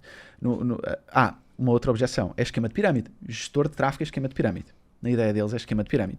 E o que é que eu fiz? Eu mandei para a equipa, faz o seguinte, faz no Photoshop uma foto minha como faraó no Egito, E aí eu publiquei no meu Instagram com aquela música, essa é a mistura do Brasil com a Argentina. Mentira! Genial! Eu quero ver esse post. Aí fez essa brincadeira. Então, pegar nos haters, essas são algumas das coisas que surgem em Portugal. E eu gosto de fazer estas coisas. Tenho pena de não ter tempo de muitas vezes estar a fazer mais estas brincadeiras. Mas E depois virou uma figurinha. Virou uma figurinha do WhatsApp. Eu quero essa Tá figurinha muito... agora, aqui, pô. ó. Esse aqui, né? Ah, não! Não, por favor, mostra assim. Pô, Gabriela, você vira Olha aí, ó. É assim que você lida com os haters, assim, tá vendo? galera. E Criatividade a do e humor. Josefino está pouco depois. Cadê? Deixa eu ver onde é que está a do Veja aí. Josefino. Justina. Jusfino. Justina. Olha, Jusfino. Mais uma caixinha de perguntas na qual nós vamos pregar a paz e o amor aqui no Instagram. Vai chatear o CRL?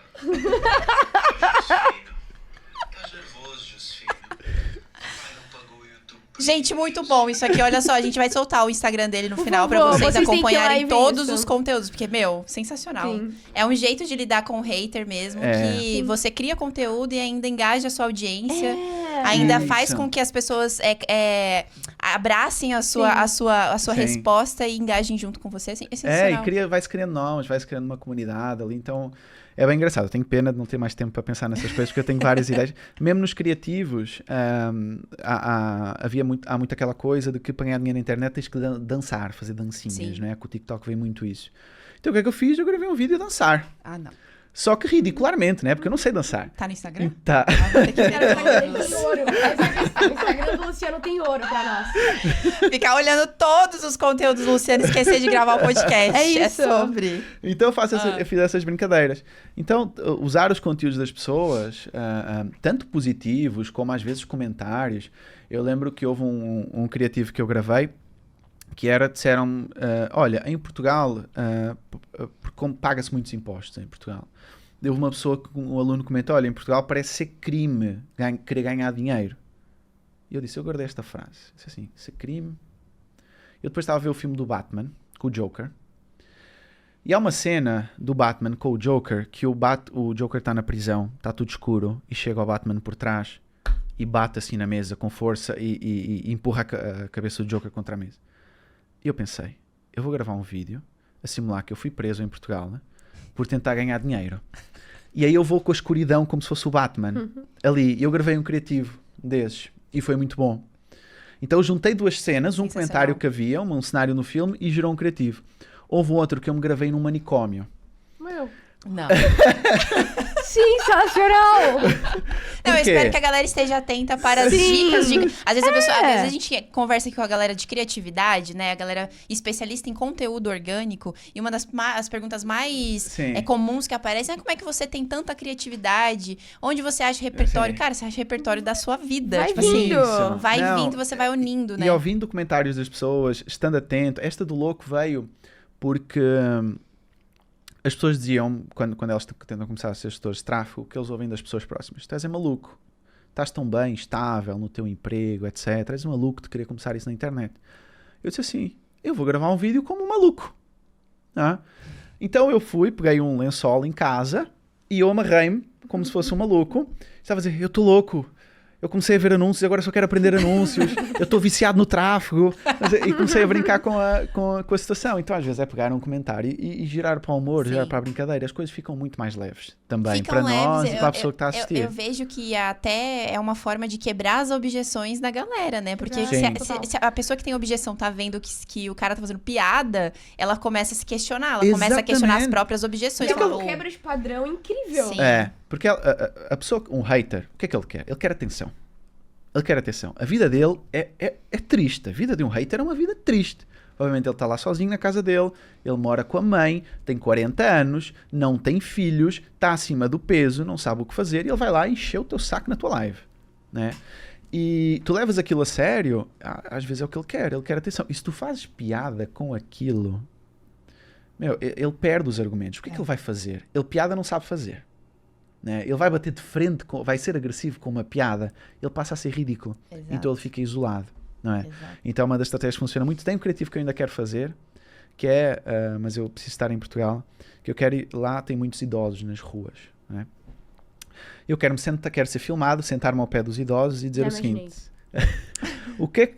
Imagina que o seu filho disse que quer ser gestor de tráfego. O que é que você lhe dizia? Eu quero ver as respostas deles. Eu quero brincar um pouco com as situações. Então... Não, eu já tô imaginando um falando assim, tirava ele de casa. Eu mandava embora da minha casa. Aqui tu não vai ser gestor de tráfego. Eu quero fazer essas brincadeiras, vai ser engraçado. Então, a vida passa rápido, então vamos aproveitar e brincar um pouco. Também. Exato. Eu acho que você pode não gostar de algo, é só você ter noção e não ficar comentando, né? Sim, maduro. A pessoa madura é o seguinte, Sim. não gostei de algo. Pronto, passei. Sigo a minha vida. Cara, mas eu acho que, olha só, se a gente for voltar um pouco nos papos profundos sobre o universo e as simulações, o hater tem o seu papel. Tipo, Tem. é por causa do hater que muita gente tem sucesso hoje Sim. também, Tem, sabe? tem. É uma forma de você mostrar a sua verdade, Sim. trazer o seu produto de uma forma muito mais convincente e criativa pra quebrar objeções. Sim. Não tô falando que é gostoso, que é legal, mas ele tem o seu papel, cara. Se não tivessem haters hoje em dia, como seria esse mercado? Mas eles tiram muita gente boa. Sim. Eles tiram muita gente boa. Sim. Às vezes não aguenta a pressão. Eles acabam por tirar muita gente que talvez naquele momento não tenha capacidade para aguentar um comentário negativo. Justamente. Naquele momento ela não tem. Justamente. E às vezes pode ser que ela continue e fique mais forte, mas às vezes pode ser E aí que que ela abandone. E está o filtro. E aí que tá o filtro, o Aí tá o desafio filtro. dessa pessoa. De repente ela tem que passar por isso Exatamente, sim, com pra certeza. alcançar os resultados, né? Eu adoro que a gente volta em vários assuntos, né? De sobre psicologia, isso, de sobre tudo, isso. de comportamento, volta Marketing o papo... é sobre isso, Exato, não é? Sim, é sobre pessoas. pessoas. Exatamente. Mas, Luciano, voltando a falar um pouco sobre funil de perpétuo, hoje a gente sabe que remarketing é uma das principais partes importantes ali do funil. Eu queria saber de você, como é que você trabalha o remarketing hoje dentro da tua operação? Então, hoje o remarketing é uma... Nós tentamos também quebrar um pouco o padrão, porque assim, geralmente nós pomos muito esforço na captura, pomos muito esforço nas aulas em direto, mas no remarketing acaba-se por pôr pouco esforço e a pessoa às vezes ela está na cara do gol, falta só ali algum argumento. Então, o que é que nós listamos? Nós listamos quais são as objeções que fazem a pessoa entrar, então nós temos um criativo específico para cada objeção e nós temos também o perfil de pessoas que nós temos e nós gravamos um depoimento com aquele... Procuramos depoimentos dentro dos nossos alunos com aquele perfil de pessoa a matar aquela objeção. Então, por exemplo, nós temos a Maria, que tem 61 anos, hoje tem 6, 7 clientes como gestora de tráfego, começou do zero, conseguiu isso em um ano. Rodamos esses anúncios para a malta que tem a objeção de, olha, eu tenho mais de 45 anos. Eu acho engraçado, tem malta de 35 pergunta, será que eu ainda vou a tempo de aprender? Mas tu não és um poste, tu não és uma árvore, tu és um ser humano, tens capacidade de aprender com 35 anos, dá tranquilamente. Mas essa pergunta acontece com 35, com 45, com 50, com 60 e por aí vai. Então nós temos criativos específicos para cada objeção e para cada... tentamos ter um depoimento para cada objeção também que possa surgir. Uma coisa, fica uma dica também para quem faz remarketing, connosco funciona muito bem, que é sempre que a gente mostra alguma coisa na tela do computador, um elemento no computador, funciona muito bem, porque desperta a curiosidade. Ele está-me a mostrar, mas o que é que ele vai mostrar depois, daqui a pouco, quando ele arrastar o dedo? Então, por exemplo, nós temos nós usamos uma ferramenta chamada Basecamp para a comunicação interna da empresa. Nessa ferramenta nós temos uma pasta que nós chamamos de baú dos depoimentos, em que nós tiramos um print de cada depoimento que nós recebemos no grupo do Facebook. Então nós hoje temos centenas de prints lá no baú dos depoimentos. Então um dos criativos simples que eu fiz, eu disse, olha, estão aqui centenas de depoimentos dos nossos alunos, nosso baú de depoimentos. Olha aqui fulano, olha aqui ciclano, olha aqui ciclano, olha aqui ciclano. Clica para tu entrares também. Então nós mostramos que temos resultados com os nossos alunos, mostrando a tela do computador. Então às vezes não precisa ser um rocket science na parte de remarketing. É quais são as objeções da minha audiência e eu tenho provas de que essas objeções são contornáveis. Então põe essas provas. Perfeito. Agora, aproveitando que nós estamos aqui com um especialista em Facebook Ads, como é que você estrutura suas campanhas hoje no Facebook? Porque Boa. eu imagino que você trabalha num nicho white, tu não tenha muita... Nada de black, nunca trabalhei. E, tipo, promessas agressivas não precisa, né? Porque você tá lidando com um mercado totalmente lógico. Sim. Então, como é que é dentro da estrutura? Como é que você faz isso lá dentro do Facebook? Ó, eu felizmente já subo muito poucas campanhas. Porquê? Porque hoje já tenho uma equipa em que eu faço a gestão da parte estratégica, etc. das campanhas. Então, é o que eu digo para os meus alunos. O objetivo do gestor de tráfego é parar de fazer tráfego. Este é o objetivo do gestor de tráfego. Porquê? Porque enquanto estás a fazer tráfego, estás a prestar serviços. Quando tu começas a ter um negócio, esse serviço tens que fazer de vez em quando para te manter afinado, mas vais ter que começar a gerir uma equipa que faz, vais ter que passar a ser dono do negócio. Então eu já estou nessa fase, felizmente, há algum tempo. Mas o que é que eu falo muito em termos de estruturas com a minha equipa? Deixa cada vez mais a inteligência do Facebook funcionar, o criativo é que faz a diferença. Esqueçam aquela ideia de que os interesses vão fazer a diferença. Isso já não faz mais a diferença já há um bom tempo. É mesmo. Já há um bom tempo que não faz a diferença. Porquê? Até havia uma estratégia que nós utilizávamos na venda quando nós fazíamos a venda do livro, nós fizemos um teste e essa estratégia bombava sempre. Que era, nós tínhamos uma campanha e tínhamos 3 conjuntos. Um conjunto aberto, segmentação 0, nem o interesse nem nada, só a faixa etária e os estados costumam comprar. Tínhamos um de público semelhante, um conjunto de público semelhante e um conjunto de público quente. O público quente, principalmente o quente, ele educava os outros conjuntos dentro daquela campanha para a performance. O que fazia com que o aberto chegasse às pessoas que nós queríamos que elas chegassem. Mas o que fazia mais a diferença é o criativo. Muito menos tempo perdido em criação de campanha e muito mais tempo perdido em criativos. Este é o ponto para se ir mais longe no tráfego hoje em dia. Porque se nós olharmos para a inteligência artificial, o próprio Facebook, nós vamos lá, fazemos um anúncio, ele entrega às primeiras pessoas. Ele começa a entender quem são essas pessoas. Ele vai procurar pessoas parecidas com aquelas. Tá? Só que este algoritmo dele está cada vez melhor. Está cada vez mais inteligente. O que faz com que, se tu tens um bom anúncio, ele consegue chegar a essas pessoas. Só que o que é que ele precisa? Ele precisa de muitos dados. Então se tu vais lá, fazes uma campanha e depois não sei quantos interesses, na minha visão, estás a perder muitos dados pelo caminho. Eu prefiro ter uma campanha, poucos conjuntos, muito testes criativos. Perfeito. E esperar que o criativo faça o trabalho. Como é que eu tenho tantas ideias de anúncios? Eu tenho um bloco de notas no telemóvel, sei lá, fiz a imersão, acabei a imersão 10. Eu crio o bloco de notas, escrito imersão 11. E eu anoto todas as ideias que eu vou tendo todos os dias. Eu vou anotando todas essas ideias. Então, quando chego ao editor de vídeo para gravar comigo, antes do lançamento 11, eu já tenho todas as ideias escritas no meu bloco de notas. Seja uma notícia, seja uma ideia... Porque quando é que vêm as ideias? As ideias não vêm quando a gente quer ter ideias. Uhum. As ideias vêm quando o nosso cérebro relaxa. Quando nós estamos no banho, eu tenho muitas ideias ao acordar. O meu cérebro às 6 da manhã começa a ter um monte de ideias. Aí você anota tudo. A ideia do faraó veio às 6 da manhã. Quando acordei. Vamos fazer isto. Mandei uma mensagem e foi. Eu anoto tudo.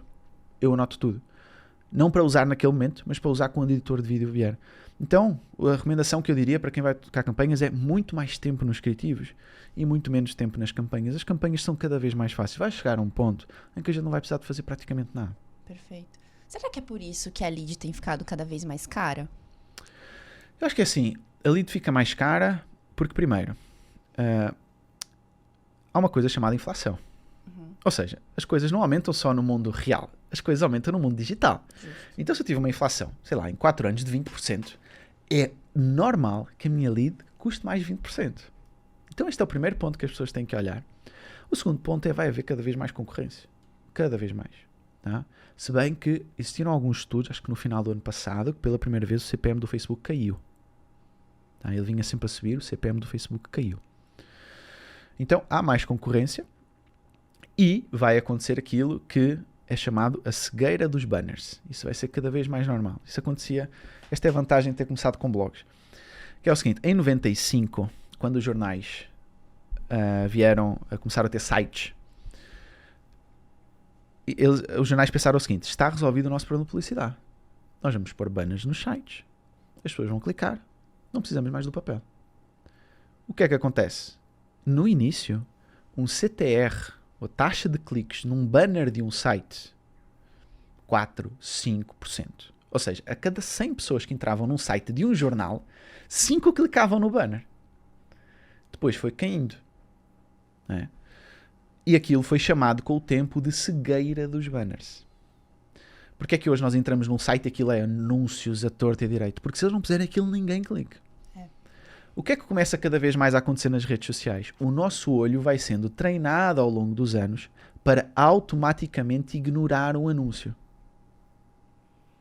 Mesmo que a gente não repare, talvez no início a gente ainda parava e olhava, isto aqui é um anúncio. Agora, em 1, 2 segundos a gente já identifica. Uhum. vai sendo usado à esquerda dos banners. Outra coisa, adblocks são cada vez mais comuns, bloqueadores de anúncios. São cada vez mais comuns e eles vão ser cada vez mais comuns. Por isso é que assim, o tráfego ele é importante, mas ele vai ser cada vez mais importante junto com o conteúdo, porque as pessoas vão começar a consumir aquilo que elas realmente querem consumir.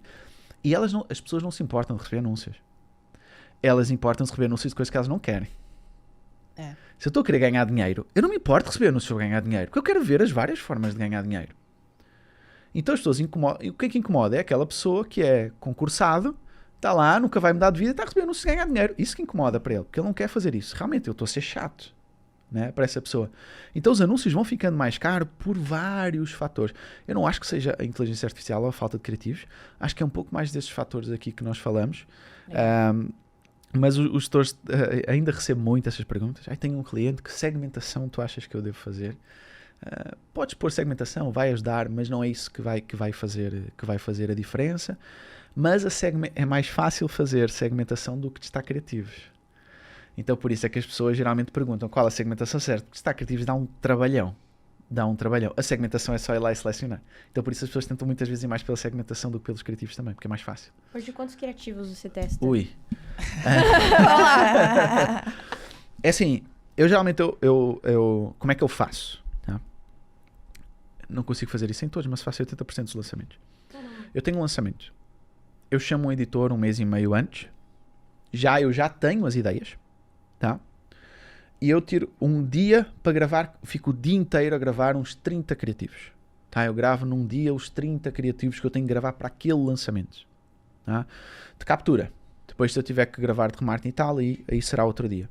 Então eu pego todas essas minhas anotações que estão no meu bloco de notas e eu aplico naquele dia, faço um mapa mental. Eu geralmente faço um mapa mental, partilho com ele alguns dias antes da pessoa que vai lá gravar. Vem mesmo uma pessoa profissional com 2 câmaras e tal, fazer uma cena interessante. Partilho com ele o mapa mental, debatemos as ideias, ele vem, ele grava aquele dia comigo. Então, aos 30 por cada lançamento. Então, se eu fizer 5, 6 lançamentos por ano, estamos a falar de 120, 150 criativos de captura naquele ano. Sendo que em cada lançamento nós reutilizamos anúncios que deram certo nos lançamentos anteriores. E nós analisamos qual anúncio trouxe o custo de aquisição de cliente mais barato, não o que trouxe mais leads. Isto é uma coisa muito importante. Porque às vezes o que traz mais leads não é o que traz mais clientes compradores. Tá? E às vezes o que traz mais clientes compradores no Facebook não é o que traz mais no YouTube. Então nós olhamos estes detalhes. Então são 30. Só que desses 30 depois há uma equipa de edição. Essa equipa de edição cria variações em cima dos anúncios. Ou seja, então eu gravei o anúncio lá, sei lá, como um maluco. Sou eu a falar. Ele vai criar uma outra variação com imagens, com zoom in, zoom out. Porque às vezes o mesmo anúncio, com uma edição diferente, ele performa muito melhor. Então desses 30, se cada um tiver 2 variações, já ficam 90 criativos para um lançamento. Tá? E nós vamos brincando com todas estas variações, mas eu sou suspeito de falar porque eu gosto de gravar criativos. Há gente que não gosta de gravar criativos. Eu divirto-me a gravar criativos. É uma chatice no início, tipo, hoje vou tirar o dia, mas depois quando chega ao fim do dia e se vê o resultado, é engraçado. Você como especialista, né? Eu como especialista, eu como já trabalhei como lançador e como especialista, eu entendo das duas funções, então eu preparo os anúncios para mim mesmo. Legal. Cara, eu acho demais gravar criativo. Os criativos que eu pude gravar, eu achei muito legal. Tudo que acontecia, sabe? Acho muito demais. O frustrante é o seguinte, é quando tu gravas um monte... O frustrante tu gravas 30 criativos para 1 ou 2 dar certo. É. E geralmente não é aquele que tu gostas mais que dá certo. É o outro que tu não davas nada por ele. Aham. Aquele da seguidora, eu pensei, nossa, ok, mas foi o que deu mais certo. Esse lance que você trouxe de cada vez mais os nossos olhos estarem treinados a ignorar os anúncios, e aí o futuro, talvez, dos anúncios da gestão de tráfego seja um conteúdo muito mais alinhado com o público certo e deixar a inteligência do Facebook trabalhar, me faz pensar que o gestor de tráfego ele precisa estar atento a coisas específicas, como, por exemplo, a qualidade do conteúdo de cada criativo. Com certeza. Então, tipo, criativo, daqui um tempo, ou sei lá, já é tipo 80-20 de qualquer campanha de tráfego. Gestor de tráfego que ele não trata da parte dos criativos, para mim não faz sentido nenhum. Tá? Gestor de tráfego tem que tratar da parte dos criativos. Para mim, gestor de tráfego tem que entender da plataforma, dos criativos, de landing page, se ele for fazer captura de leads, de páginas de vendas, se for fazer páginas de vendas, de e-commerce, se for ser de e-commerce. Não existe essa história de que eu mexo na ferramenta, os criativos e o resto é... Não. Inclusive, se quando fecharem serviços com clientes, se eles puderem fechar com todo o pacote incluído, para mim faz muito mais sentido. Eu fui aprender landing page por causa disso, porque eu tinha ali os meus clientes, eu comecei a ver que eu tinha responsabilidade também nos resultados da landing page, eu comecei a aprender. Mas eu não sei fazer landing page. Aprende, tá? Não cobra por esse serviço aos teus clientes no início para tu ganhares prática e por aí vai. É cada vez mais importante. E hoje em dia não há desculpa para o gestor de tráfego não fazer criativos. É preguiça. Hoje em dia, com a inteligência artificial, ele pode pegar alguns vídeos do cliente dele, ele pode gerar vídeos de anúncios do cliente dele através da inteligência artificial. Ele vai no Canva, ele gera uma imagem. Quando eu comecei com Photoshop, era uma dor de cabeça. Lá para 2011, 2012, eu queria recortar o meu cliente aqui para depois trocar o fundo. Era uma tool, não lembro o nome da ferramenta, mas tu recortavas, era tipo um laço. Aqui, para aqui, para aqui, para aqui, para aqui. Então, no início, saíam os meus clientes às vezes com um pouco menos de orelha ou um pouco menos de cabelo, aquilo acontecia. Não é como hoje, tipo, olha, retirar background e pronto, é tudo né? muito mais fácil. E eu lembro, as primeiras vezes eu demorei 1 hora para conseguir recortar à volta do meu cliente. 1 hora. Ali realmente era difícil de estar criativos. Hoje em dia não há porquê um gestor de tráfego não estar criativos. E para mim, se for fazer captura de leads, ele tem que entender meio marketing. Porque ele tem que ver se ele captou aquela lead, mas se aquela lead está a abrir o e-mail. Então, quanto mais ele entender disto, mais valioso ele vai ser. Começa com vai adquirindo habilidades complementares. Isso é muito importante. Muito importante. As habilidades técnicas são extremamente importantes. Mas o que você vê que não é hard skills e sim soft skills que um gestor de tráfego precisa adquirir para se destacar nesse mercado daqui para frente? Tirando esta parte técnica, o que é que eu vejo? A maioria dos gestores não perde clientes por falta de resultados. Ele perde por falta de comunicação. Tá? Ou seja, tu vais trabalhar com um cliente, provavelmente esse cliente vai ser remoto e esse cliente está-te a pagar um valor. O dinheiro dele está lá. O cartão de crédito está lá. Ele tem alguns receios. Se ele te manda uma mensagem e tu demoras 24 horas para responder àquela pessoa, ele vai desconfiar muito, por mais que tu estejas a trabalhar. Por mais que tu estejas a trabalhar. Então, assim, gestor de tráfego, primeira coisa que vais ter que desenvolver habilidades de comunicação. Gestor de tráfego é um bicho do mato. Ou seja, ele fecha com o cliente, fica lá a fazer as campanhas no mundinho dele e o cliente pergunta, como é que estão as campanhas? Vai lá ao Facebook e vê. O cliente, ele não compra só tráfego. Ele compra segurança, ele compra clareza. É isso que ele está a contratar. Então, gestor de tráfego, faz um acordo contigo. Responde no máximo até 3 horas aos seus clientes no horário comercial. Deixa isto combinado com eles na reunião. Mas se responder até 3 horas, o cliente vai mandar mensagem às 9 da noite. Deixa claro para ele que não és obrigado a responder, por exemplo, às 9 da noite, vais, se houver uma urgência, ou então tem um código para ele, sei lá, diz, olha, se for urgência, por favor, liga-me, que eu atendo fora da hora comercial. Encontra alguma forma de fazer isso, mas comunica. Então, a habilidade de comunicação é extremamente importante. Outra habilidade, a de preocupar-se com o negócio do cliente, tanto quanto o cliente se preocupa. Se tu fizeres isto, tu vais manter o cliente e tu próprio vais melhorar como gestor de tráfego. Então, vê-te como um sócio daquele negócio. Mas ele não me paga para isto. Estás a pensar muito curto. Quem está a pensar assim está a pensar muito curto. O que é que eu pensava? Eu vou entender tanto do negócio do meu cliente que se um dia eu quiser, sei lá, ser sócio dele, eu sei. E aí eu vou escalar os meus ganhos. Então não penses só a curto prazo. Tu não és um gestor de tráfego. Tu és quase que um sócio do dono do teu negócio. Então esta é uma habilidade que eu penso que é extremamente importante. A habilidade da comunicação, da empatia, de se preocupar com o cliente. Isto faz muita diferença no longo prazo. E eu noto, quando alguém da minha equipa que faz tráfego não está tão engajado, tão envolvido, essa pessoa não traz ideias, essa pessoa não responde rápido. Então, se vocês trouxerem ideias para os vossos clientes, vocês não são só gestores de tráfego. E quando tu não és só gestor de tráfego, tu não és tão trocável por outro gestor de tráfego mais barato. Ele trocou-me. Ele trocou-te, provavelmente tu só estavas a fazer tráfego e talvez não tão bem. Agora, se tu és a pessoa que lhe traz insights, que lhe traz conhecimento, aprendeste alguma coisa num livro, partilha com ele, viste com um cliente uma coisa que deu certo, traz para implementar, ser mais proativo e menos reativo. Quem é reativo está fora do jogo muito rápido. Perfeito. E um ponto que eu fico pensando, hoje você tem toda uma esteira de produtos dentro do seu ecossistema, né? Dentro da sua mentoria, você tem o produto de entrada, o produto final. Quando a galera chega na metade ali do seu produto do meio, por exemplo, digamos, eles já estão ali fazendo toda a preparação para se tornar um gestor, já estão correndo atrás dos clientes e tudo mais. Então, você já consegue ter uma ideia dos erros que eles estão cometendo. Quais são os erros mais comuns que você vê dessa galera que tá em formação para gestor ou também que já é um gestor profissional que eles estão cometendo dentro do mercado e como é que ele pode evitar continuar cometendo aquilo? Tá. Erros que o gestor comete quando ele está ali, principalmente no início do seu trabalho. Aceitar clientes de áreas completamente diferentes. Ou seja, há muita questão, devo nichar ou não devo nichar, não é? Eu sou defensor que é muito mais rápido tu ganhares dinheiro se tu estás num bom nicho e entendes daquele nicho. Mas às vezes não é, tu não consegues fazer isso.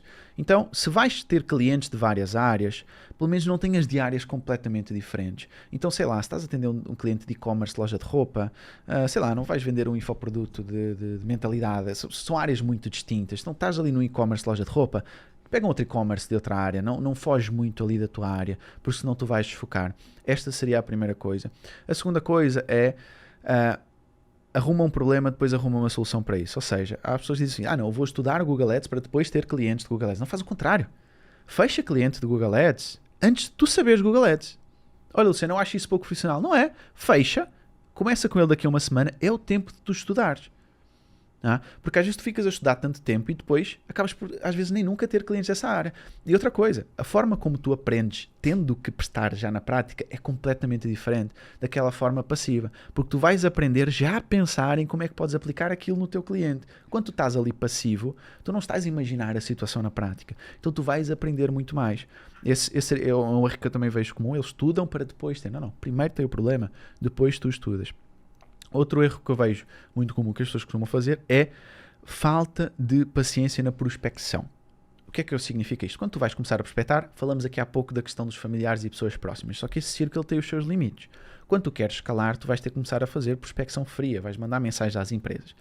Só que às vezes aquele cliente que tu prospectaste em janeiro, ele vai-te responder lá para meio de fevereiro e vai fechar contigo no fim de março. O que acontece? As pessoas começam a prospectar na primeira semana de janeiro, prospectam 50 clientes. Não fechou nenhum, a maioria não respondeu. Normal. Na segunda semana de janeiro já prospectam 30. Na terceira já vai 15. E depois as coisas vão diminuindo. Eles precisam manter a constância desde o início. Tá? Porque muitas vezes vais plantar em janeiro para colher em março. Tá? Isto acontece muito, muito mesmo. E depois também vais se tornando melhor em reuniões e em prospecção. Vais sabendo abordar melhor o telefone, por exemplo, para fechar, funciona muito bem. Outro erro que eu vejo com muitos gestores de tráfego, eles não fazem tráfego. Oh, meus amores, é o seguinte, vocês são gestores de tráfego. Vocês são gestores de tráfego. Põe o mínimo por dia. Faz essa experiência. Porquê? Porque se é o teu dinheiro, em primeiro lugar, tu vais estar muito mais tenso. Eu lembro as primeiras vezes que eu pus euros na minha conta, eu olhava de 5 em 5 minutos. Será que já gastou? Será que já teve um clique? Será que não sei o quê? Primeiro ficas muito mais tenso. Quando estás tenso, estressado, tu aprendes mais. Então usa o teu dinheiro. Segunda coisa, isto vai-te crescer seguidores, vai-te crescer pessoas. E o cliente olha para isso. Porque tu vais lá abordar o teu cliente no Instagram e vais dizer o seguinte, olha, o teu negócio e tal tem muito potencial, etc. E ele vai olhar para o teu Instagram e tem 50 seguidores. E ele vai pensar, mas tu estás-me a querer vender um serviço que tu nem mesmo aplicaste aqui no teu negócio. Mesmo que eles não te falem, eles vão pensar isto. E às vezes o cliente não te responde, não é porque ele não tem interesse. É porque tu não lhe deste ali alguma credibilidade. Perfeito. Então pega um valor por mês, investe esse valor atraindo o teu cliente potencial. E não façam aquelas abordagens que às vezes chegam no meu Instagram, que é o seguinte, Luciano, adoro o teu conteúdo. Há muita, a pessoa não me segue. Nunca mandou uma mensagem, pelo amor de Deus. Está um pouco mais personalizada. Não, no outro dia chegou uma pessoa para mim e disse, olha, Luciano, vejo muito potencial no teu conteúdo e eu vi que podias estar a usar anúncios pagos. Eu disse, bom dia! Bom dia! Assim, pelo amor de Deus. Errou feio, errou rude, querido. Fica complicadaço pra nós. Complicadaço pra nós. Vergonha alheia. Pelo amor de Deus. Então, assim, compra o tráfego, passa por essa experiência, aumenta os seus seguidores, depois mandar mensagem a prospectar, personaliza um pouco essa mensagem, vai ajudar bastante. E o futuro do gestor de tráfego é uma coisa que eu já bato muito para os meus alunos, que é, Cada vez mais os gestores de tráfego vão ter que ser especialistas num determinado mercado. Isto vai ser uma realidade daqui a algum tempo. Porque depois vai começar a acontecer uma coisa que acontece nos Estados Unidos. Que é o seguinte. Nos Estados Unidos há muitos gestores de tráfego que já não cobram valores mensais. Cobra valor cheio? Não. Eles chegam para o cliente e dizem o seguinte. Olha, eu não vou te cobrar nada. Tu vais-me pagar por cada lead que angariar. Então eles chegam num dentista, por exemplo. Eles já sabem como é que funciona para dar resultado para dentistas. Eles já tiveram N clientes dentistas. E eles têm uma estimativa. Eles sabem que se eles cobrarem $10 por lead, que eles, se tiverem, sei lá, $1.000 de investimento, eles vão conseguir trazer, sei lá, 3 mil leads. Sei lá, vamos brincar aqui com números, tá? Ele ganharia $3.000. Ok? Então, ele ganha mais cobrando por performance do que cobrando por um valor mensal fixo. Só que tu só podes fazer isto quando tu és especialista num determinado mercado. Então a tendência do gestor de tráfego vai ser ele tornar especialista e ele cobrar um valor pelo resultado que o cliente tem. Às vezes pode cobrar um valor mensal baixinho. Porquê? Porque imagina, ele faz isto, ele diz o seguinte, não te cobro nada, só me pagas pelo resultado que tu tiveres. E chega lá outra e diz, eu cobro-te um valor mensal e eu não sei se vou dar resultados. Por qual é que ele fica? Esta é uma tendência lá. E em breve vai entrar, obviamente primeiro no Brasil, depois em Portugal. Isso vai começar a haver. Quando você fala especialista em um determinado tipo de mercado, você fala de nicho? Nicho mesmo. Legal. Nicho mesmo. Tá, Interessante isso. Primeira vez que alguém fala sobre isso. Alguém que é focado só em dentista, só em automóvel. Às vezes pode ser só em automóvel de luxo, por exemplo. Certo? Então vai nichando ali. Faz sentido, porque se a tendência é ser a inteligência do Facebook cada vez mais assertiva, então você só tem que se preocupar de fato com o criativo E com a estratégia. Com a estratégia, mas aí para você fazer isso, você precisa conhecer do público daquele mercado, de fato, faz sentido. Exatamente, é o que hoje acontece lá. Há pouco eu falei no almoço com a Escola Balé, que tem uma Escola Balé em Portugal juntamente com a minha mãe. Eu sei o que funciona com a Escola Balé, eu sei que tipo de campanhas funciona, que tipo de criativos funciona. Se é melhor mandar, eu não vou falar aqui que é para a concorrência não saber, mas para qual plataforma é melhor mandar, porque eu sei que aquela converte, aquela outra não. Tá? Se eu chegasse para uma escola de balé, eu sabia dizer o seguinte, olha, pagas-me X por aluna, porque eu tenho um histórico de 4 ou 5 anos em que eu sei quanto é que me custa cada aluna. Então se ela me custa X, se eu lhe cobrar Y, eu dou mais segurança para ela, porque ela só me paga por aluna, e eu ganho muito mais porque eu ganho por aluna. Total. E eu replico isto para várias escolas de balé em Portugal, por exemplo. Mas tá aí, você falou que você hoje sabe para qual plataforma funciona mais. Como é que você sabe, como é que você faz para saber qual plataforma vai trazer mais conversão para aquele tipo de nicho? Qual tipo de pesquisa que você faz para descobrir isso? Com testes. Ou seja, sei lá, quais são as opções do negócio local? Messenger do Facebook, o WhatsApp, Instagram, Direct, landing page, capturar o contato, o formulário do Facebook, campanha de ligação direta e depois tens estes objetivos, isto aqui com objetivos diferentes. Durante anos eu testei todas estas opções. E eu cheguei à conclusão que aquela opção, com aquela abordagem, com aquele atendimento, funciona melhor. Demorou quanto tempo? Uns 2... Porque ali, o que acontece? Numa escola de balé, existem em Portugal, o ano letivo, o ano da escola, não é o mesmo do Brasil. Então lá começa em setembro e as férias começam em junho. Então, o momento que as pessoas entram para uma escola de balé é ou em setembro, quando começa o ano, ou em janeiro. Depois ali das férias de Natal. Então demorou 2 anos, porquê? Porque na realidade eu só compro tráfego em 2 momentos do ano. Porque é muito raro uma mãe vai inscrever uma filha numa escola de balé a 1 mês das férias, por exemplo, ou a 2 meses das férias. Ela vai mais inscrever nesta altura. Então demorei uns 2 anos testando essas campanhas, agora eu já não preciso testar, já sei que é aquela que funciona e por aí vai. Então é como se o cliente estivesse a contratar uma solução-chave na mão. Já sei o que funciona. Olha, imagina, chegares ao cliente e dizes, olha, eu forneço os criativos, que eu sei que funciona, forneço da estratégia, forneço as landing pages, se for necessária, forneço o funil de e-mails, que eu sei que funciona, o script de atendimento, que eu sei que funciona. Ele vai fechar muito mais fácil.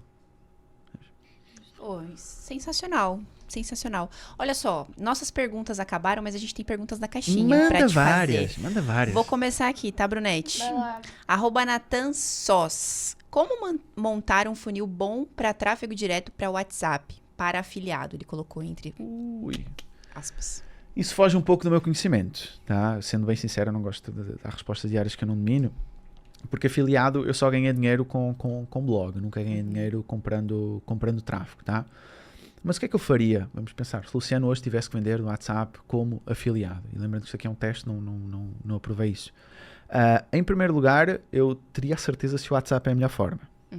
Eu teria essa certeza se o WhatsApp é a melhor forma.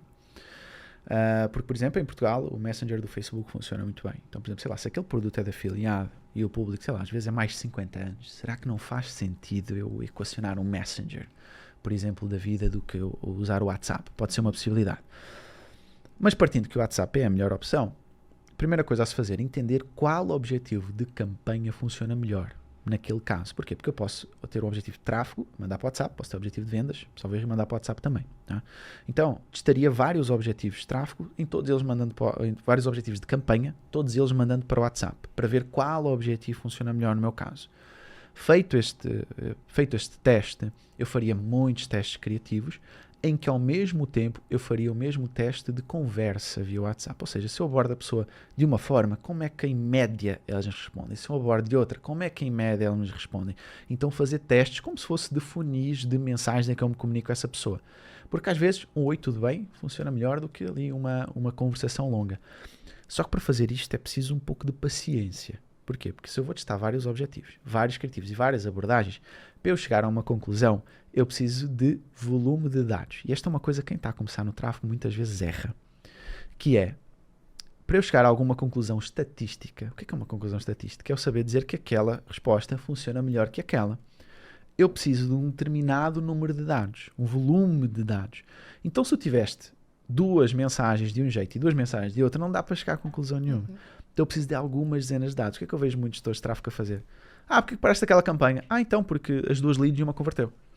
Se tens pouco volume de dados, não há como tu chegares a uma conclusão. Então precisas de mais volume. Então se eu fosse a pessoa, o que eu faria várias campanhas com objetivos diferentes, testaria muitos criativos e testaria abordagens diferentes até eu chegar a uma conclusão. Lembrando de um máximo muito importante no tráfego. Só testar uma variável de cada vez. Luciano, o que é que significa isto? Se eu vou testar objetivos de campanhas diferentes, a minha segmentação e os meus anúncios precisam ser os mesmos. Porque se eu testo na campanha A um objetivo e uma segmentação, na campanha B um objetivo e outra segmentação, se a A deu certo, eu não sei se foi pelo objetivo ou se foi pela segmentação. Então eu preciso isolar sempre uma variável e fazer estes testes. Isso é uma coisa muito importante também. Legal. Yes, boa. @estilo_riquinho. É possível começar no Facebook Ads com R$6 por dia e ter algum resultado? É possível ter algum resultado. Eu com R$6, o que é que eu buscaria principalmente? Indicadores secundários. O que é que são indicadores secundários? Se eu quero fazer vendas, eu estou a usar R$6, por exemplo, e eu vendo um produto ali de 197. Tá? É pouco provável que se eu vou gastar no mês 120, vou gastar 180. É provável que eu faça aí uma venda, 2 vendas no início, porque ainda não tenho bem criativo, etc. Mas eu no início vou procurar métricas que são anteriores à venda. Ou seja, como é que está a taxa de cliques no meu anúncio? Ela está boa? Porque se eu estou a levar mais gente à página, a minha chance de vender é maior. Tá? Então eu vou procurar essas métricas anteriores. Porque se eu faço uma campanha, um dia não faço uma venda, no dia seguinte não faço outra, e é isso que me está a guiar, eu vou ficar muito frustrado. Então, como é provável que eu só faça uma venda ou 2 neste mês com este valor, pode ser que eu faça a primeira venda no dia 20. Então, até chegar ao dia 20, eu preciso entender se o meu anúncio está, pelo menos, a levar pessoas para aquela página. Então, seria uma métrica que eu olharia se eu tivesse R$6 para vender aquele produto. Mas é assim, se ele só tem R$6, é porque ele não tem muito dinheiro. Se ele não tem muito dinheiro, provavelmente ele tem tempo. Se ele tem tempo, ele vai tentar vender criando conteúdo. Justo. Tá, então vai ter que usar o tráfego para tentar vender e entender. Mas, meu amigo, vais ter que arranjar. Eu trabalho durante a semana, recebo pouco, por isso tenho pouco dinheiro. Uso ao fim de semana. O início é difícil. O início é sem fim de semana, de qualquer coisa. Então, para a pessoa que está a ver esta pergunta, eu faria isto no tráfego, mas queria muito conteúdo. Monta um canal de YouTube, começa a criar os teus vídeos, monta um TikTok, monta um canal de Instagram. Até porque assim, se tu criares conteúdo, tu vais falar com pessoas que têm interesse naquele produto. Se tu vais falar com pessoas que têm interesse naquele produto, tu vais entender mais dessas pessoas. Se vais entender mais, tu vais melhorar o teu criativo. Então vai ter um impacto no teu tráfego. Não é em vão, não é só para vender, é para falar com as pessoas. E quando tu és pequeno, tu tens uma vantagem. Tu podes falar um por um. Então tu fizeste o anúncio, alguém clicou. Oi fulano, tudo bem? Olha, eu estou a vender este produto aqui, eu vi que tu deste like no anúncio, eu estou a falar com as pessoas, meus primeiros compradores. Tu ficaste com alguma dúvida? Fala com todas as pessoas. Dá para os teus amigos, os teus criativos. Olha o seguinte, eu gravei este vídeo aqui. O que é que tu entendes deste vídeo? Quais foram as tuas conclusões? Então usa o teu tempo para ter insights. Oh, isso é muito massa, porque trazendo para o que você falou antes, se o cara precisa daqui para frente, se quiser se destacar como gestor de tráfego, entender de estratégia, entender de conteúdo, essa é uma boa estratégia para ele começar a entender do negócio lá na frente. Tipo assim, ele vai começar a entender de conteúdo, criação de conteúdo, entender do mercado para se especializar lá na frente. Quando ele tiver grana, ele conseguir E olha que investir louco, mais. ele vai aprender de conteúdo. Ele ganha uma outra possibilidade. Exato. É de vender serviços de conteúdo. Então ele pode começar a ser gestor de redes sociais também para complementar a renda dele. Ele pode começar a ganhar dinheiro com publicidade no YouTube. Ele pode comentar outros produtos como afiliado. Então, assim, abre-se um leque de oportunidades. Em vez de ficar lá a olhar para a campanha. Ou seja, as possibilidades de você conversar, de não conversar com o público, entender sobre pessoas, estão cada vez ficando zero. Exatamente. Né? Daqui pra frente. Agora, pergunta do Marcinho, @Marcinho _ solto. Solto. Marcinho Solto, tá solto, hein? Soltinho que nem a rosa. Qual estrutura utiliza pra escalar? Qual estrutura você utiliza hoje pra escalar? Então, aí eu volto aos criativos. Porquê? O que é que eu posso fazer? Geralmente, eu posso pôr mais dinheiro, e eu vou escalar desta forma. Eu posso pôr mais segmentações, vou escalar desta forma. Ou posso ter outros objetivos de campanha, vou escalar desta forma. Onde é que a gente viu que há escala? É nos criativos. Porquê? Um criativo pode ser o suficiente para tu teres um custo por lead a metade. Um criativo pode ser suficiente para isso. Então, nada mais poderoso que isto. Então, ao invés de estarem a tentar encontrar agulha num palheiro, é vertical, é horizontal, a debater o sexo dos anjos, faça o seguinte, parem esse tempo. Vejam comentários na Amazon sobre esta área e façam criativo. Vejam comentários no YouTube, façam criativo. Vejam vídeos do YouTube. Aproveitem esse tempo. Parem de se preocupar tanto com a ferramenta. Tá? Seria o conselho que eu daria. Boa. Perfeito. Ó, o @DeciBonacha. Outra coisa. Querem fechar clientes como gestor de tráfego? Arrumem O arroba. o arroba. Por favor! Arrumem. Palmas, Não, mas a galera zoa demais aqui a gente, eu tenho certeza. Arruma o e-mail. certeza. Não entre em contato com o cliente com a Bruninha de 67 @gmail.com. A Bruninha, underline, bubu, underline, terror, é isso. Mas olha só, @DeciBonacha. Como usar cada objetivo de campanha da forma certa? Como usar cada objetivo de campanha da forma certa? Cara, é o seguinte. Lê para que é que as campanhas foram usadas. Ou seja, eu quero vendas. Ok. É a campanha de vendas. Eu quero engajamento. Usa a campanha de engajamento. Então é o seguinte. Não é simples. As campanhas têm um nome por alguma razão. É porque elas vão te ajudar a chegar naquele objetivo. Então faz isso mesmo. Olha para os objetivos e usa. Não tenho uma resposta muito para isto. E cara, faz testes. Tráfego é muito teste. É muito teste de ver o que é que funciona. Por exemplo, uma coisa que funciona muito bem para negócios locais. O botão turbinar. O botão impulsionar do Facebook. Funciona muito bem. Não tinha alunos como, mas eu sinto mal a usar o botão turbinar. Meu caro, se estiveres a vender para o teu cliente, ele não interessa só como. Interessa que estás a pôr dinheiro no bolso dele. Então, às vezes, o botão ali, o próprio impulsionar, turbinar, não sei, ou promover, não sei como é que é no Brasil, ele funciona muito bem. Então, não há o objetivo certo. Há aquele que te ajuda a obter o resultado que tu queres. Então, Perfeito. é um pouco por aí. Tanto É isso. esse lance do botão turbinar é tão real que esses dias eu caí num anúncio no Instagram que era literalmente um post da pessoa, só que era um post com uma chamada ali na primeira página do carrossel muito chamativo, tipo, de curiosidade, elemento Sim. de curiosidade. Que eu fui lá, porque com certeza era uma campanha de engajamento pra conhecer o perfil e seguir. Que eu fui lá só pra ver o post. Aí quando eu cheguei no perfil da pessoa, cadê o post? Lá embaixo, eu fiquei rolando assim, Sim. ó, pra achar porque eu queria ler o carrossel, entendeu? Mas não segui. Não deu certo. Enfim, não foi dessa vez. Porém, funciona. Atrai. Funciona muito bem. Uma galera consegue ganhar dinheiro fazendo Porque turbinando anúncio no eu tinha até um Instagram. capítulo no meu livro, quando o botão promover, turbinar veio, era muito crítico a esse botão, porque ele era muito limitado. Ele realmente só traía lixo. Né? Mas hoje em dia ele tem muitas opções Sim, interessantes. sim. Claro, não dá para rodar um lançamento com o Não. botão promover, mas é assim, para um negócio local, muitas vezes é o suficiente. Total. pra crescer seguidores. Sim. É uma boa alternativa. Agora, pra finalizar nosso episódio com chave de ouro, a gente tem uma pergunta reflexiva que a gente costuma fazer Mais pros uma? nossos... Mais uma. A gente costuma fazer pros nossos convidados. Você topa responder pra nós? Bora! Que mensagem você gostaria de ter ouvido lá na época que você começou, já que você começou bem no início, com as coisas Sim. muito difíceis, que depois de toda a sua jornada e experiência, você pode transmitir pra alguém que tá começando hoje? Tá, ok. Deixa eu pensar. Então, uma mensagem que eu gostaria de ter recebido lá atrás é que não há diferença nenhuma entre tu que estás a assistir este podcast e as pessoas que estão aqui ou pessoas que tu admiras como profissionais. Não há diferença nenhuma de capacidades. Tu és capaz de lá chegar. Claro, vais precisar de ser outra pessoa neste processo. Ou seja, vais precisar de te transformar, vais precisar de aprender muita coisa.